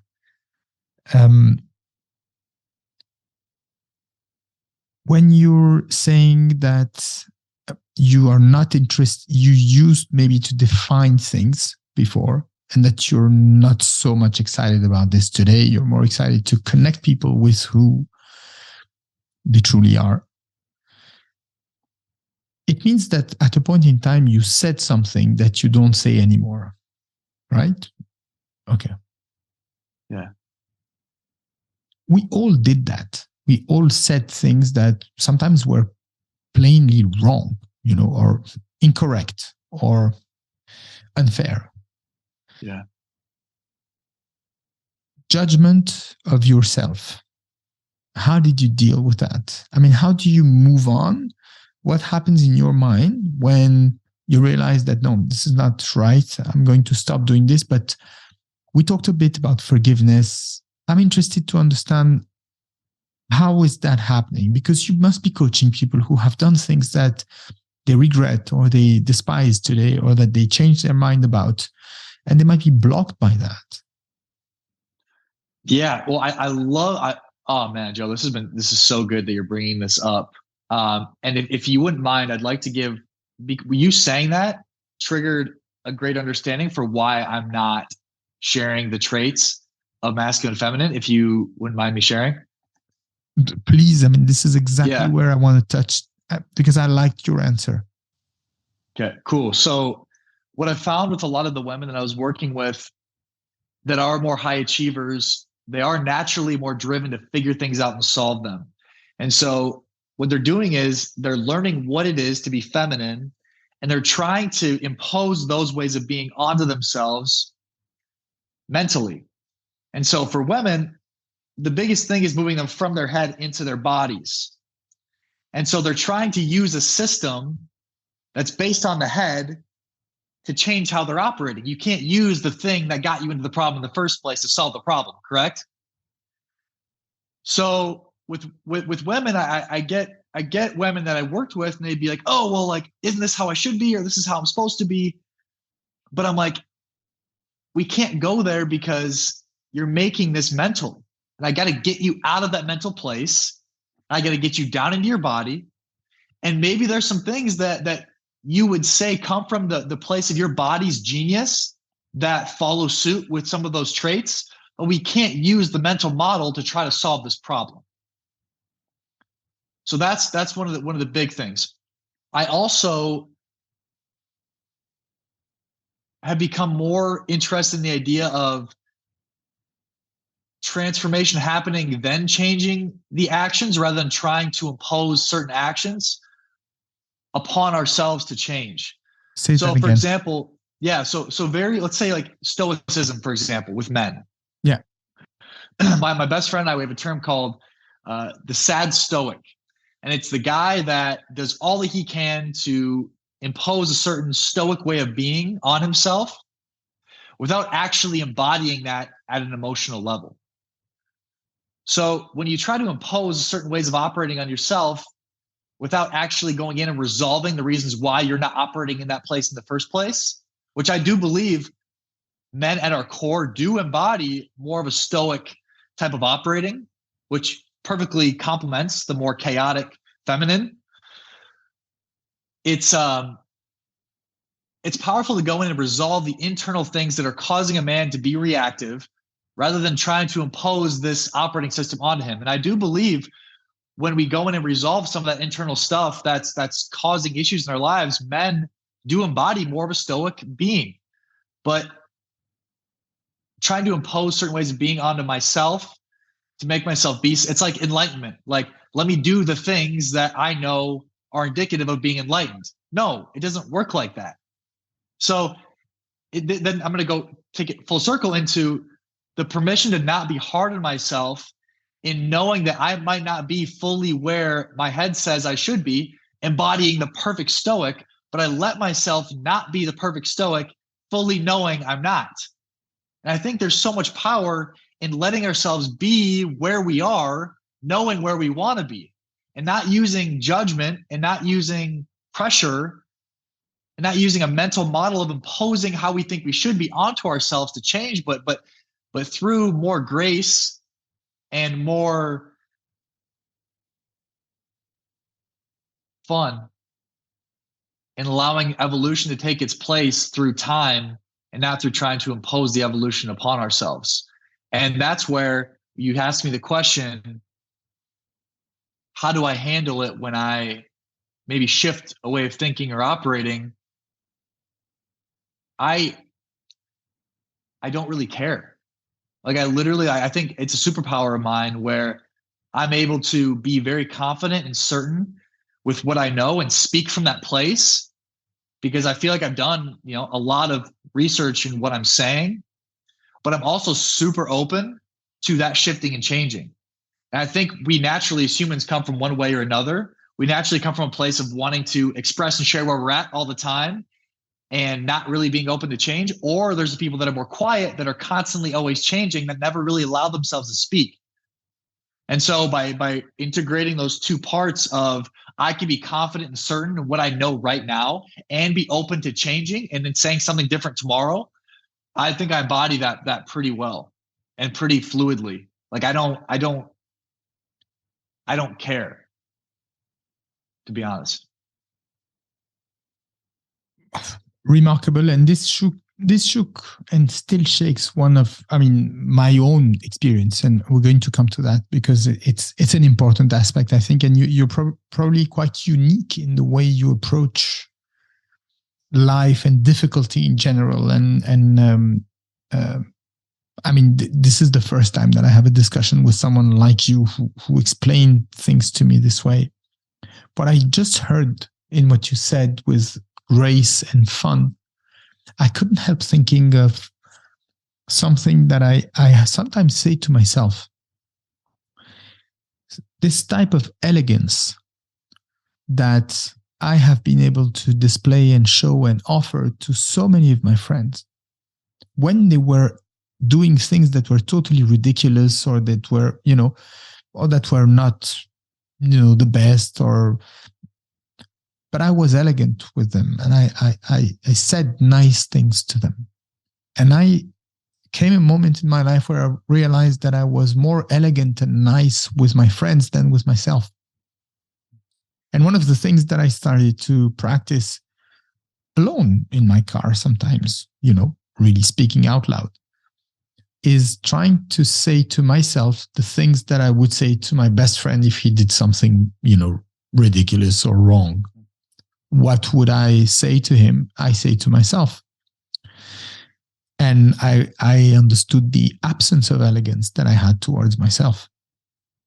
So again, for the second time, what you're somehow encouraging people to do requires beforehand some kind of, more than an introspection, but a different relationship with myself that involves some kind of what you call grace and what I could call elegance or gentleness. Yeah, that's one. Amazing. And full of insights on everything that we said so far. And this is something that I'm happy to share with the audience if you're still listening to the episode. Is when I met Keyen and we started to talk, and I asked him a question. I asked him, okay, what do you do with, darkness and doubt, and things that, are really tough? And I'm going to say the answer that you said to me, Keyen, because it's more the elaboration on that is for me super exciting. I'm a believer, Keyen, not a believer. This is how I live my life. Darkness gave me an access to light, and I've been through very dark things in my life, very strangely, because my parents are great. I've never, had any major incident in my life at all. And I'm surrounded with loving people, and I lived things in a slightly different way. And for me, these moments of darkness have been moments where I got lost into them, but helped me a lot, and help me a lot today to connect with people. I understand what they go through, really, because I've been through that, and sometimes worse. And when I asked you the question, you told me, I feel these things. So I feel sometimes blue, I feel, bad, I feel maybe depressed, but I never get lost into it. So first of all, did I understand that well? And if yes, can you elaborate on that? Yeah. It's like, I like to think about it as two layers. There's the emotion, and there's the underlying sense of okayness that might exist underneath that emotion. Mm-hmm. And I think depression isn't an emotional response. Depression is where you are emotional, but also there's no sense of joy or okayness underneath that. So there's no grounding to stand on, and just this idea that it's going to be there for perpetuity. And what I've been able to find is, even when I go into these dark places with myself, there's a small little voice that exists that just says, I'm good, I'm okay. So I might be experiencing sadness or anger or frustration, and there's still a voice underneath it that says, hey, you're good. You're fine. Allow yourself to go through this. Allow yourself to experience this. I think a lot of it, I mean, I've done a lot of different therapies. I've done psychedelics, a lot of stuff that have taken me to dark places inside of myself, to where I've been able to go in and feel them and have a relationship with them where they're not daunting and they're not the scariest things in the world. So going in and creating experiences where I'm able to actively process them allows me to be more familiar with them and to understand them more, so I don't get lost. Right? It's like we can go back to a woman's cycle. Yeah. If she understands her cycle and where she's at in the cycle and how she's feeling emotionally, there can be less oomph in maybe the emotion that she's feeling. That's such a good example, man. That's a super image. Yes. So it's the same thing here, in that by me understanding my own emotional layout or emotional skeleton of Keyen, it allows me to not get lost and to maintain that level of okayness or that joy underneath the emotion that I'm experiencing. But if you've never gone in and actually taken the time to understand your own deeper emotional states and to healthfully process them in a controlled environment, then it's going to be difficult to really understand them and to not get lost when they show up, which is then when we live our lives trying to not feel them. And then the life that we're living is solely based off not having to feel a deeper sense of emotion, which is not even the life that is us. And I can go down that rabbit hole as well. But bottom line is, by going in controlled environments, whether that's through therapy of some sort or psychedelics, yes, it allows us to understand the landscape of our own emotions and then not be getting lost in them being there for perpetuity. At least that's my understanding of it. And there could be other pieces to that, but that's my understanding. And that's what we want to understand, is your understanding. And this is what has the biggest value for us today. And so I understand from you that we can get help. We can. And it's a good thing if it helps us understand these emotions that we're going through, to kind of objectify them, not gel into them. I was crying yesterday in a coaching call that I had. Like, I've got to a point now with the coaching calls that I experience for myself. Like, I can tap into that. Like, I can tap into when they elicit it and bring it up in me. I could just go boom and it comes out. Like, I had that ability now in that experience.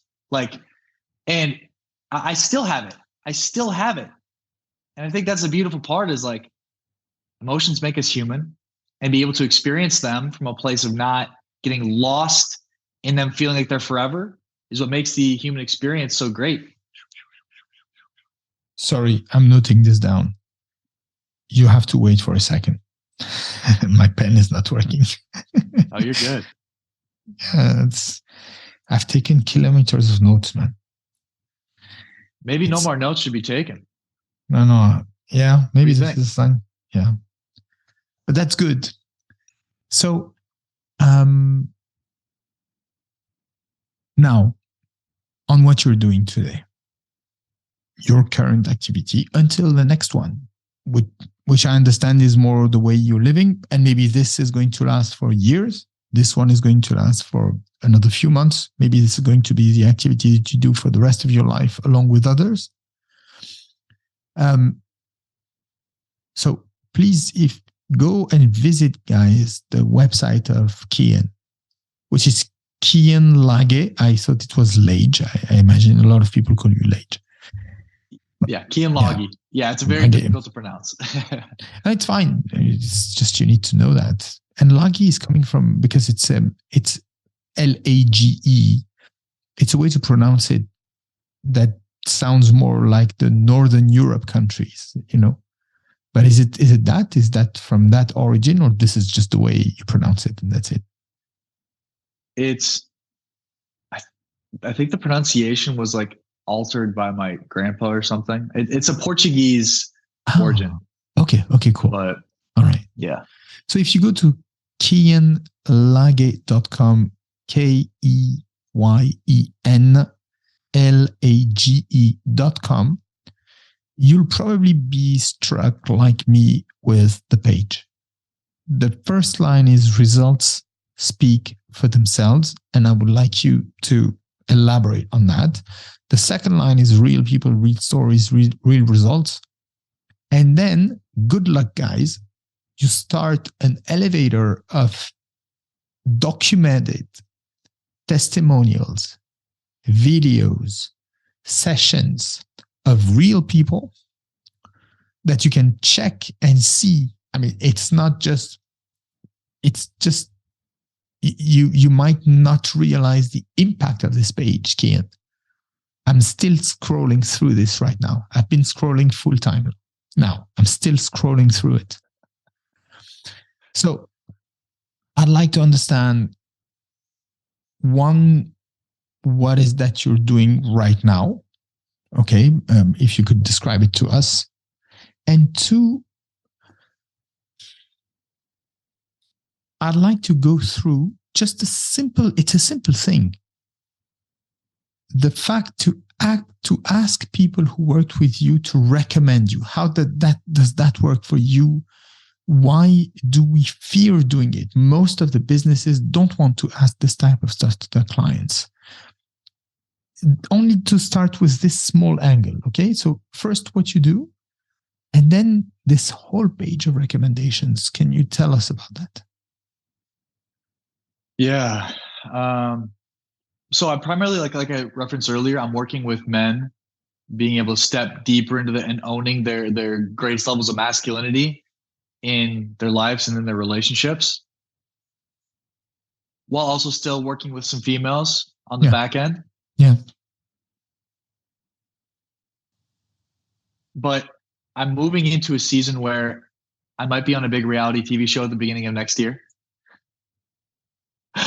which will be huge.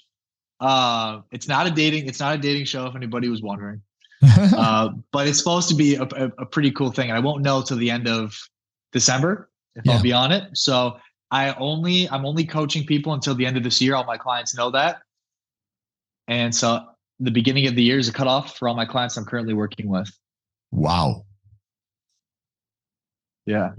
Okay. Because I might be on the reality TV show, and if not, I'll be doing a little bit of traveling. And if that's the case, I want to take a little bit of that time off before I go on that show. And just because I want to do it. And that's how I run my business, the way that I want to do it. And that's one of the most powerful things I've learned how to do, is be able to step into the essence of, this is how I want to do it. And this is what I'm going to do. And it's the same thing with my website. It's like, you get onto the page and it's all testimonials. That's all the page is. And people are like, oh, that's not normal. You should have some kind of other information on there. And I'm like, I don't care. Like, this is just what I want to do. And when I took 2 months off in November, December last year of coaching completely to do underwear modeling, I had people say, hey, dude, maybe that's not the best thing for the work that you do. You're at the top of your game. Why are you stopping right now, cold turkey? I'm like, because this is what I want to do. And I do think it's because I want to do them. And I think that's really what most people want to know how to do as well, to not live under the veil of obligation of how they should do things or how they're supposed to do things, but from a place of connecting themselves and understanding what their true desire is. And knowing for me that I am taken care of and will always be taken care of at the highest level when I'm connected to my deepest sense of inspiration and desire for myself. So that's what I'll continue to do as time goes on. You know what I'm hearing when I'm hearing you, and this is so exciting.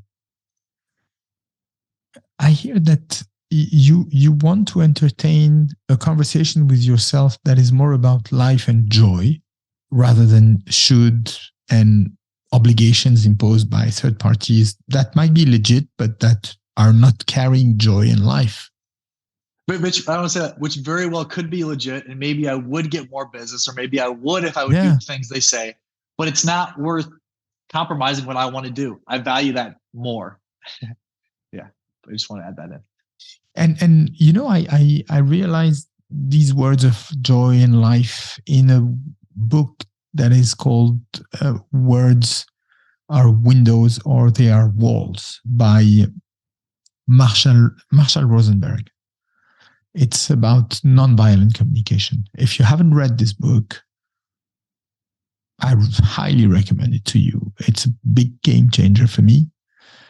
And he really talks about the conversation about should and have to, which I'm a champion of. I come from this place. You have to. And today, for example, I think I have started 20 sentences with you have to, and I stopped 20 times and I said, no, you don't have to, you can. Or if you want to. And it's a learning process for me to get where you're at and what you've been practicing for quite some time, which is, it's not about you have to. It's not about you should. It's about, is it carrying joy, life? Is it inspirational for me? Does it lift me up? Does it carry me? Is it what I want to do? And then you take full responsibility. If this is what you want to do and you do it and you make a mistake, this is what you wanted to do. So it's easier to move on. And I start to understand how you kind of function. Because if I do something that I should do and it doesn't work, then I can start blaming people. And I'm trapped in a system. Ooh. You know what I mean? Mm-hmm. I'm following. Keep going.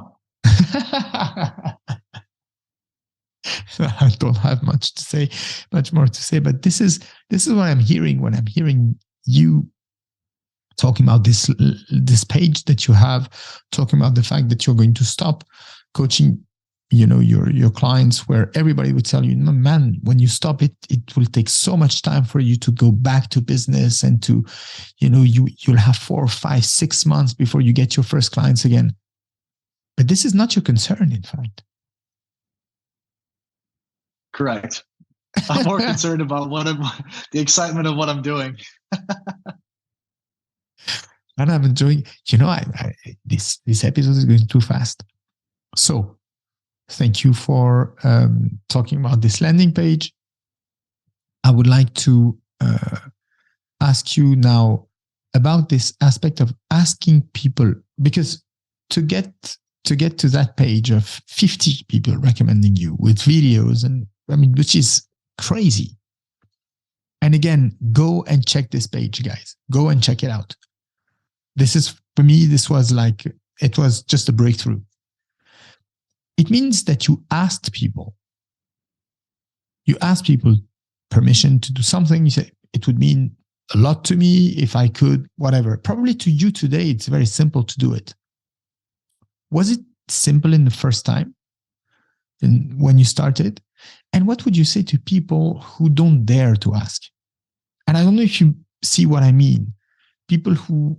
For testimonials, correct? That's what you mean? Testimonials, and of course, you can extend it to any other thing, but testimonials is a great thing. For example, I know a lot of people in B2B who start realizing that their website matters, and that, but they wouldn't ask their clients for testimonials. They feel embarrassed and shy to do it. Can you take us through that? Yeah.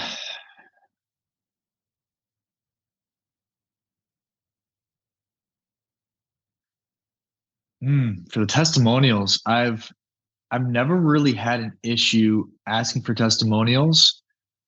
But I think that probably comes from a place of knowing, and maybe, I don't know if other people think this way, but I know I give all that I can to the people that decide to invest in me. Okay. Like, I know I give all that I can. And because I did, and because of what I've seen they get from it, I feel they owe me a testimonial. Okay, stop. Before that, thank you for using this word, and I like it, because it's another conversation. When you say I give all that I can, what does it mean? Give me an example. I'm constantly in a place of making sure that I'm doing what I can to bring the best possible experience for the people that invest in me. And because I do that, I don't have a problem asking for a testimonial. And I could say the same thing about my football.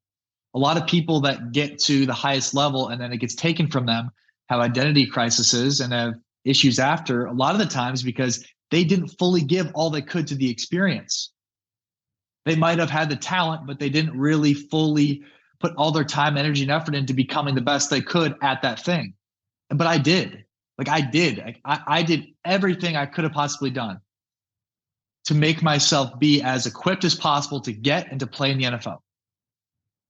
And I think the same mentality with what I'm doing with coaching too.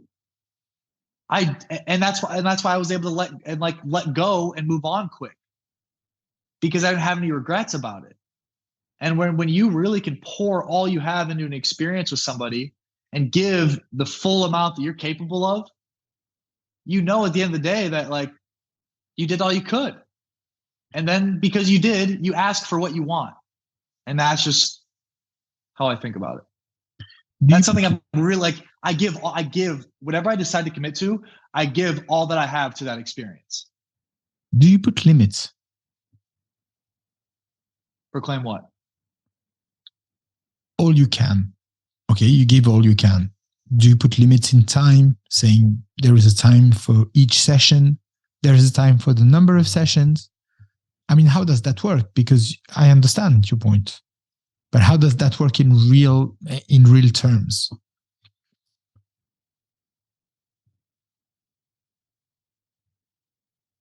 You get my question, right? Yeah, because I suppose that giving all you can and what you're doing can be relative, right? Like you could base that off of the amount that you're doing to justify you doing all you can, or you could base it off of the consistencies of you staying in alignment with yourself and consistently doing whatever felt inspiring for you in that experience with that person. And maybe it's just an operating system that I have, but it better serves me to believe that I gave all that I could to that experience with that person because I consciously do than to not. Like maybe just part of my system of thinking. No, I get it. That I can see like the long-term vision of when I do pour into each experience that I have with the clients that I have, it will lead to the best possible case. And I think energetically, because I do that, the exchange comes back to me and there being a testimonial. And I really get it. But now I understand that you operate from a value system. You don't operate from just a transactional idea of things. You put a price and then you go and no, you have a value system and then you operate from this value system. But to all the entrepreneurs, the coaches, the freelancers that are listening to the show, or even the big guys, it means that for example, you would invoice a global price and put as many sessions as you want to put into it. You would invoice by the hour. You would invoice by the number of sessions. If people take more sessions than what was initially planned, you are going to charge them or not. What does it mean? And this is where I want to reach. I want to understand in your life, yours, not the life of others, your own life, how does your value system translate into an operating system? Well, I think something that I'm really good at is being able to be in integrity with myself. Like very rarely am I not in integrity with myself. And that's not even based off of a consistent value system either. Like I know a lot of people make consistent value systems they never deviate from at all in their life. But the only value system that I feel like I have is my internal inspiration. Yeah. And that might, right? Yeah. Very clear. I don't know if I'm not answering your question. I want to make sure I'm answering it correctly, but. No, you are. So I understand we said that before. We're not our ideas. We're not what we say. Okay. So for example, you're not the values that you declare you have, whatever. And you don't want to name even these because you want to stay true to the fact that you listen to your inspiration. And this might take different shapes of forms or whatever it is. And I understand that. How does that translate in the way you operate in your business? So if I can help you again on this one. Yeah.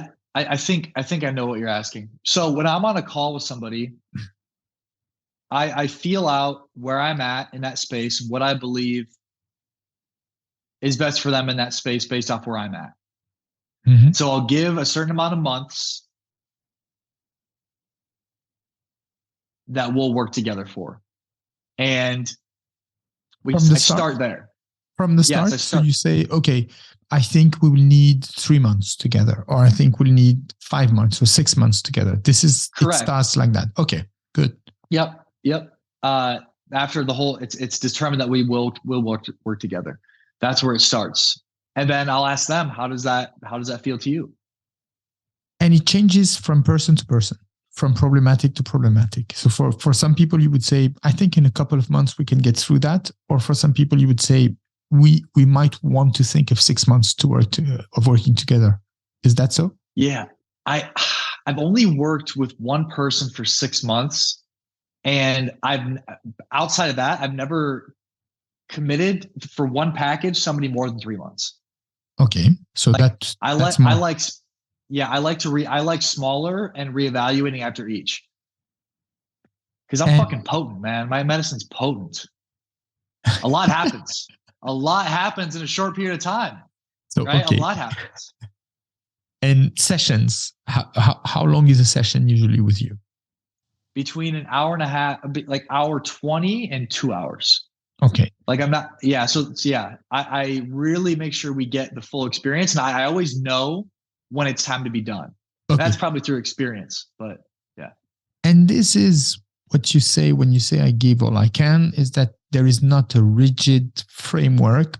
However, experience shows you that it's more or less 1 hour 20 to 2 hours, right?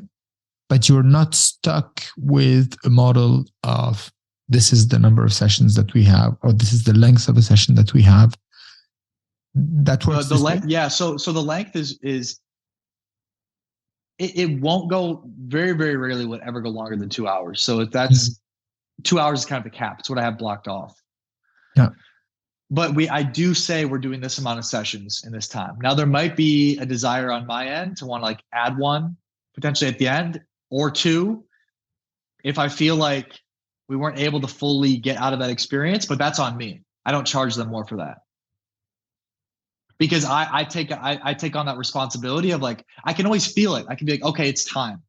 And if it's not time and I gave them this amount of time and they trusted me with that amount of time we committed to, then that's on me. Thank you. And I like what you're saying. And if you're listening to the show you're still in the episode and you're one of these people like me, a coach or a consultant or whatever it is, helping people or providing a service, everything that we discussed before is in what you said. You give yourself permission to, morph the time, adapt the number of sessions, extend maybe the number of months, and it seems to be a very powerful starting point for you to give yourself permission and to not operate within the typical frameworks that exist currently in society. Yeah, absolutely. And I think it's kind of funny too, because I don't know how much you watched of each testimonial, but probably half the time people say, I wasn't even fully understanding what it was that I was paying for. I knew partially, but I couldn't comprehend how he was able to do what we said we were going to do. So I didn't really know. Like the methodologies that I use are me. Like I am the method. When people ask me like what method you use, I say, I am the method. Like I am the method. Like that's what I use. I am the summation of all my life experiences and what I'm able to tap into in that present moment. And that's the method I use, is me. And so, yeah, go ahead. And when people tell you, hey man, it's a bit show off what you're saying, what's your answer internally? Yeah. I know. I'm the fucking best. I think that the answer for me is results speak for themselves. Yeah. And that's probably part of me that doesn't even it's like, that's the essence that I go into a call with of like, I am the medicine in this experience. And that's what people feel. And when people really feel that and they decide to invest in it, when they don't even fully know 100% what's going to happen, I have so much respect for that. And I do everything that I possibly can to make sure their experience with me is absolutely phenomenal, knowing that they're trusting something more than just that moment. So I actually think by me operating in this way, without them fully knowing and them committing, it helps me be accountable to wanting to really, really create an amazing experience. And I think that's what I like to do, is I like to create circumstances where it pushes me to have to give the best experience possible. And this is me just saying this now. I've never said this before, but it's knowing myself and knowing what it takes for me to show up the way that I want to and need to at the highest level, and approaching my coaching space from that, and not from a cookie cutter. This is how it is. This is what's going on. But from this, and maybe I don't. I do probably one sales call every 3 weeks to a month, but most people that are on those calls decide to work with me. So I make sure that when I'm in those, I'm fully in it. I don't do 4 or 5 sales calls a day, so that allows me to really bring my presence entirely to each sales call, where I'm not worried about getting through it, but more about being there with them, which allows for me to get a result that both of us really want easier. What do you call a sales call? What is a sales call? An initial call where we're deciding if we want to work together or not. Okay, interesting. It's interesting how you call it a sales call. For me, I wouldn't call it this way. I would call it a connection. I would call it an alignment, a discovery call. I would call it, because there is nothing to sell really. If it doesn't work, if it doesn't match, then it doesn't match, and it's better not to do it. So since we're only here to solve some problem somewhere, we're only here to find an answer to a difficulty. This is not a sales. I don't approach it as a sales. It's interesting. Yeah, no, I'm glad you said that. I think about that and why I said that, in that I come from the understanding that because I don't obsessively work on bringing in leads and really spend time trying to bring people in, by consciously doing that, I have an idea that if someone shows up on a call with me in that space, they are meant to work with me. And I don't believe that it's like, well, let's figure out and see if this is a match. Like, I don't believe that. I believe that, right? And so based off the nature that I go about it, is that I believe that this is a process of me having to show up in a way to be able to get us in a position for me to deliver you this medicine. And that's on my shoulders to do it. And so I call it a sales call. So interesting to hear your approach, really, Keyen. And I mean it. It is powerful, and it is exciting, and it is refreshing, and it's going to inspire a lot of people who are listening to this episode. So, do you mind if I tap on that a little more? Yeah, please. Yeah. One of the most powerful things, because the work that I do, it's very unique, and anybody that works with energy or works with deeper emotions or a practice that's just very intimate, right? Like, this is one of the most intimate processes that you could ever go through with someone, is being in a container with me in this space. I'm not just giving you a business plan. I'm not selling you this product. Like, this is an incredibly deep, intimate thing. And so what I found is that it has allowed me to show up in a greater capacity, is actually creating a separation between myself and the experience. Whereas if I make it about this connection with this person, it takes away from my ability to show up in this way that I know they need me to show up as, where I'm not Keyen, this friendly connector with you. I'm this motherfucker that's going to give you what you need. And so by saying, hey, this is me in this experience, and this is me out of the experience, it allows for me to show up in a much more profound, sharp way. Yeah. Is that the right time to talk about ego? We can absolutely do that. I'd love to. Because it is that, right?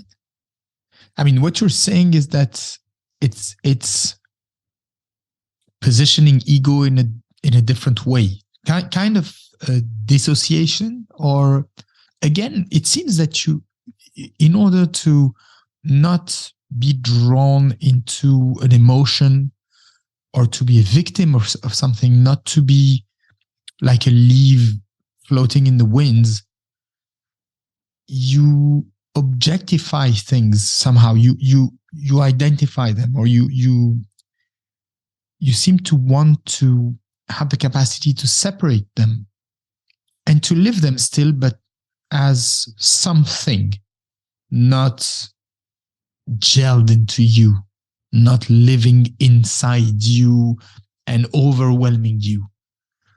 And this is what you seem to explain in the way you live your experiences. You don't want to be the person living the experience. You want to be the person delivering what people need. And there is some kind of a use of the ego that is different. Is that correct? And how do you see ego?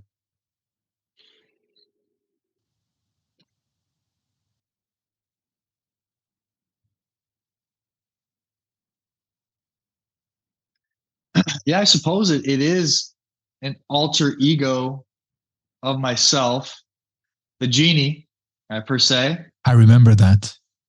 Right. That's what I call myself. And you see other people calling me that as well. I actually had a client who had a lamp right here. So she'd rub it before our call sometimes. It's hilarious. Wow. But it is an alter ego that I tap into for sure. And it's not me consciously doing that. It's just me showing up in that space and allowing whatever shows up to emerge. And I like to look at it as me observing myself in the experience, where I'm like, sometimes when I'm in it, I'm like, I just said that. I just did this. Whoa, I'm sitting there with popcorn, kind of like, holy shit. This is wild. And there's this ability that I have been able to tap into, which is owning and embodying what it is to be that genie in that space.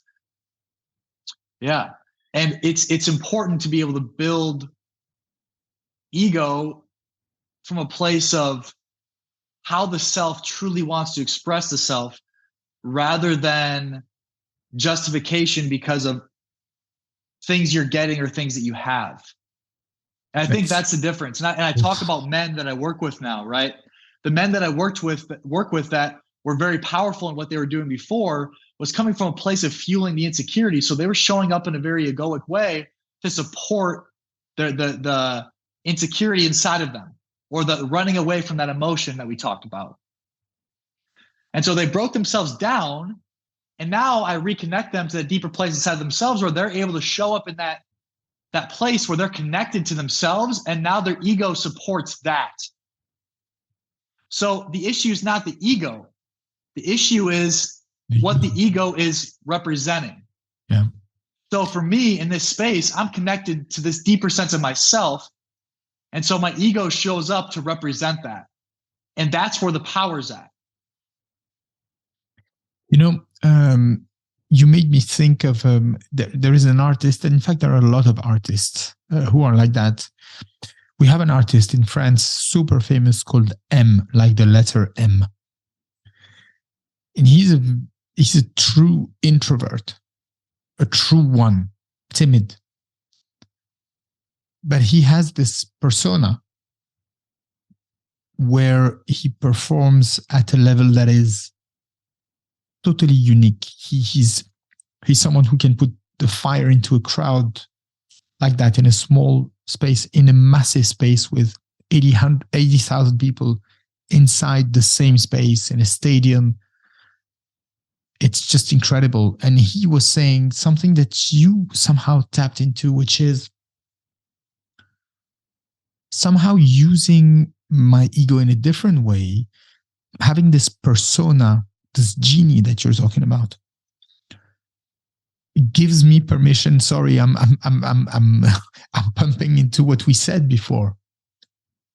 Gives me permission to do things and to be and to perform maybe at levels where maybe myself as I am without this persona or without this use of my ego that I couldn't probably do, or where I wouldn't probably, it wouldn't allow me to reach the level that I want to reach. And having that opportunity to jump with enthusiasm, joy, appetite into this somehow costume, but it's not a costume, this vehicle, if I can use it, or gives me a latitude and opportunities that I wouldn't have if it were just me inside the experience. And that's fascinating when I'm hearing you say that, because this is something that I probably do, but that I never fully understood. And I realize I can choose to embody that now, for myself. Yeah. Man, I wish I had the courage to show up as the genie does in all those calls. I think about that sometimes. I'm like, fuck, the way that I am able to show up in that space, like I'm learning how to embody more and more of that outside of it. Because the genie in that space doesn't give a fuck. He's not scared of anything. Not scared of disconnection, not scared of offending, not scared of saying whatever. If people saw my recordings of my calls, they'd be like, what is wrong with this person? But there's something that I'm able to do and tap into that just gives this person exactly what they need in that moment. And if someone on the outside looking in, or they get a little clip of that, they'd be like, this is psychotic. Yeah. No, I get that. Right? The thing is that, powerful. Sorry. The thing is that I tend to think that you probably recharge by being who you are and living the way you live in order to be able to live this other. I mean, I think the kind of, there is a richness in having options and not having one way. And I think that for example, in the case of this artist, when I saw multiple interviews of him, he loves this space where he is not this equivalent of the genie that you describe, because there is a different type of connection and expression of himself that somehow balances him or recharges him or feeds him in a way that works for a part of himself or for some needs that he has that the other part doesn't do. And interesting stuff, man. I mean, no, that is probably more true than what I said, what you just said. But I can be a little judgmental on myself because of where I come from, knowing where I come from, and being very sensitive to other people's thoughts and feelings and emotions. Okay. So I think that's why I probably said that, was out of judgment, a little bit of judgment for that part of me that knows I favor more of the pleasing side.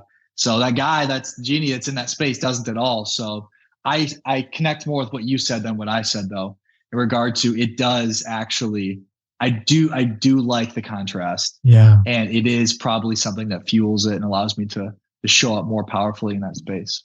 And thank you for having such open, this is my dream when I have episodes like this, because it's really a conversation.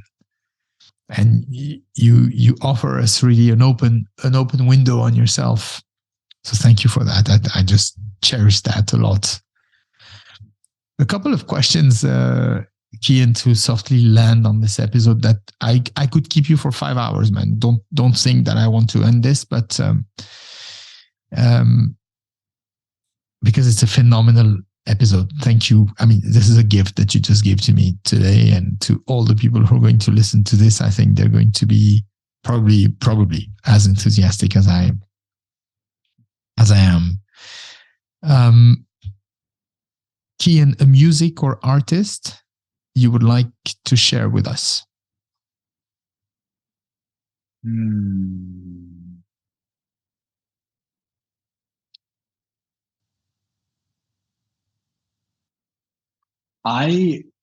There's two that really connect with my heart and my soul, man. And it's one of them is Sigala. Okay. And the other one is Galantis. Galantis. These two, can you spell that for me? Galantis? Yeah. Well, the first one, Sigala. Okay. And then Galantis, Galantis. And then there's one more, Kygo. You probably know Kygo. No, can you spell that? Yeah, Kygo. Those three. Those three are music that connect me to my soul, man. Okay. I will listen to all of them because I don't know any of them. They're they're kind of like, a little like out there, but I enjoy it. Okay, cool. Keyen, a belief about which you changed your mind in your life. Okay, I repeat the question, a belief about which you changed your mind in your life. So you used to believe something and you changed your mind about it. Yeah. I live in that state. Like I live in that state. And so what I'm learning now is, because I know it's easy to go to live in a place of saying, well, I once thought this and now I think this, and this is a better way of thinking than this old one. And I've now moved into this operating system of it's all a bunch of lateral moves based off the season of life that I'm in. So there'll be beliefs that serve me in different seasons of life that won't serve me in others. And so there's not this lateral vertical progression of one belief to another, but more implementing and being open to receiving different beliefs in different seasons based off where I'm at. Does that make sense? So bloody deep, man. I just love your answers. Yeah. So I'm learning to do that. And that's probably one of the biggest things with my clients as well. And it's sort of what I talked about with being able to fluidly move through seasons where, when I know a relationship's not right for me, I'm able to really do that and step into it and not make it wrong that I was in that relationship, but more now I'm just moving into a different season where I don't have to demonize that season and deal with whatever it comes with demonizing it, but more being open to just there being a different belief that serves me more in this new season. Because there may be a season where I go back to that belief system that served me during that time. But if I demonize it, I have to deal with all of the feelings that come with demonizing it, making it more difficult to come back to it in a later season. So if I can just be neutral about it and not say, oh, well, I was thinking this way, now I'm thinking this way, and this way is so much better, then I can make the transitions more fluid. Whereas I can just say, oh, this belief isn't serving me as much in this season, so I'm going to believe this. So I can fluidly just kind of like based off where I'm at and what season I'm in. Wow. Okay.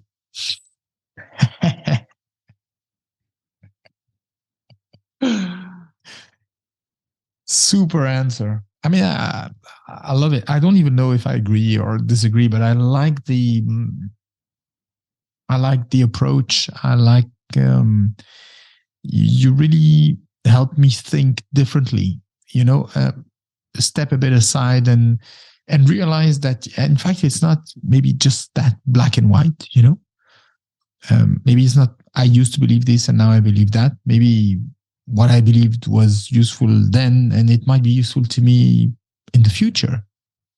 I like the word season that you use for your life. There's less pressure.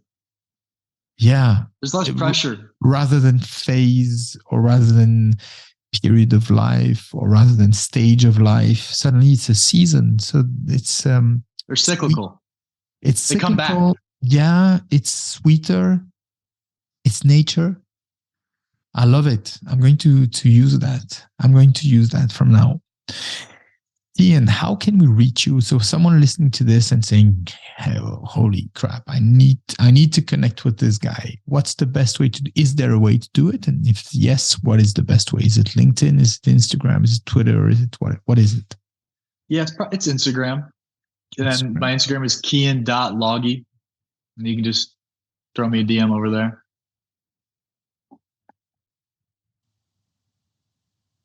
Super. Keyen, who's the next guest on the podcast?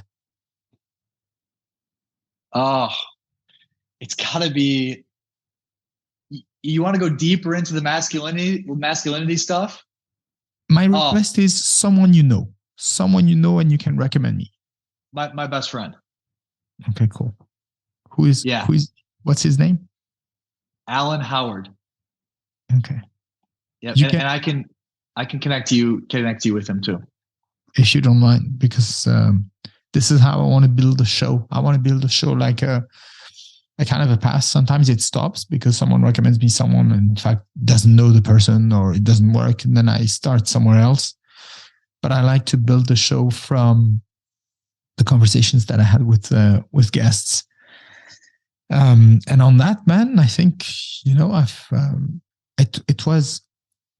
I want to stress the fact that I thoroughly enjoyed this conversation. I had fun. It was beautiful. Thank you. Yeah, you're absolutely welcome. And man, I agree completely. And I'm really grateful for your ability to sort through the things that I say and to just deliver it in such a beautiful way, in a way for me to understand. Because when I'm here speaking, I don't I'm not comprehending what I'm saying when I'm saying it. And so for me to say it and then you to say it back to me in this really beautiful way, it helps me sort out my own thoughts too. So I'm really grateful for you in doing that, spending this time doing it. I felt like I received so much more than maybe what I gave. So I'm really, really glad that we got to do this. That was awesome, man. So Keyen, thank you. Thank you for all the people who are going to listen to you and take things. This is an episode that I think people shouldn't miss. And I know how I'm going to talk about it. On LinkedIn is going to be different from the usual episode that I talk about, where I give some explanation about what we talk about. I think that this one is just an episode that I'm going to ask people to listen to from beginning to end. They might not like everything, they might not agree with everything, but they will for sure learn something or get inspired by something for sure. This was for me a great journey. And I know we're going to keep in touch in a way or another. You are welcome here in Dubai. I'm here for you, and other friends here will be happy to meet you and to show you around and to share their experiences and be of service and assistance if you need any. So you have a home here. And I'm blown away by the level of connection that we had, and of just 2 conversations, one being today and one being last time. I'm blown away and I'm happy. I'm genuinely happy. So thank you so much. Okay. Thank you, man. And I'll definitely take you up on that. Thank you for saying that about the Dubai and being there, because you be careful what you say, because I might just be a week out and say, "Hey, Joe, I'm coming, man." Yeah, you'll be welcome here. You'll be welcome. So listen, people, it was, thank you for being, listening to this episode. Thank you for being with me on this show. Without you, nothing is, the show wouldn't even exist. So thank you for being present. I value this. I cherish this. And I'm immensely grateful. Keyen, I wish you a phenomenal day. You just concluded mine, and I'm sure that you are going to have a brilliant day ahead of you. And wherever you are in this world, I'm sending you tons of love. Until the next episode. Bye-bye. I'm always humbled when someone listens to a whole episode, so thank you. Thank you for your support. Without you, this show would not exist. If you want to make my podcast more visible to professionals like you, go ahead and share it with at least 2 connections, rate us 5 stars, and leave a comment. I am here for you at all times. So don't hesitate to connect with us on LinkedIn, on 11, the People Engagement Network, or on my personal profile, Joe Sejon. I can't wait to see you again on the podcast and send you tons of good vibes wherever you are in this world.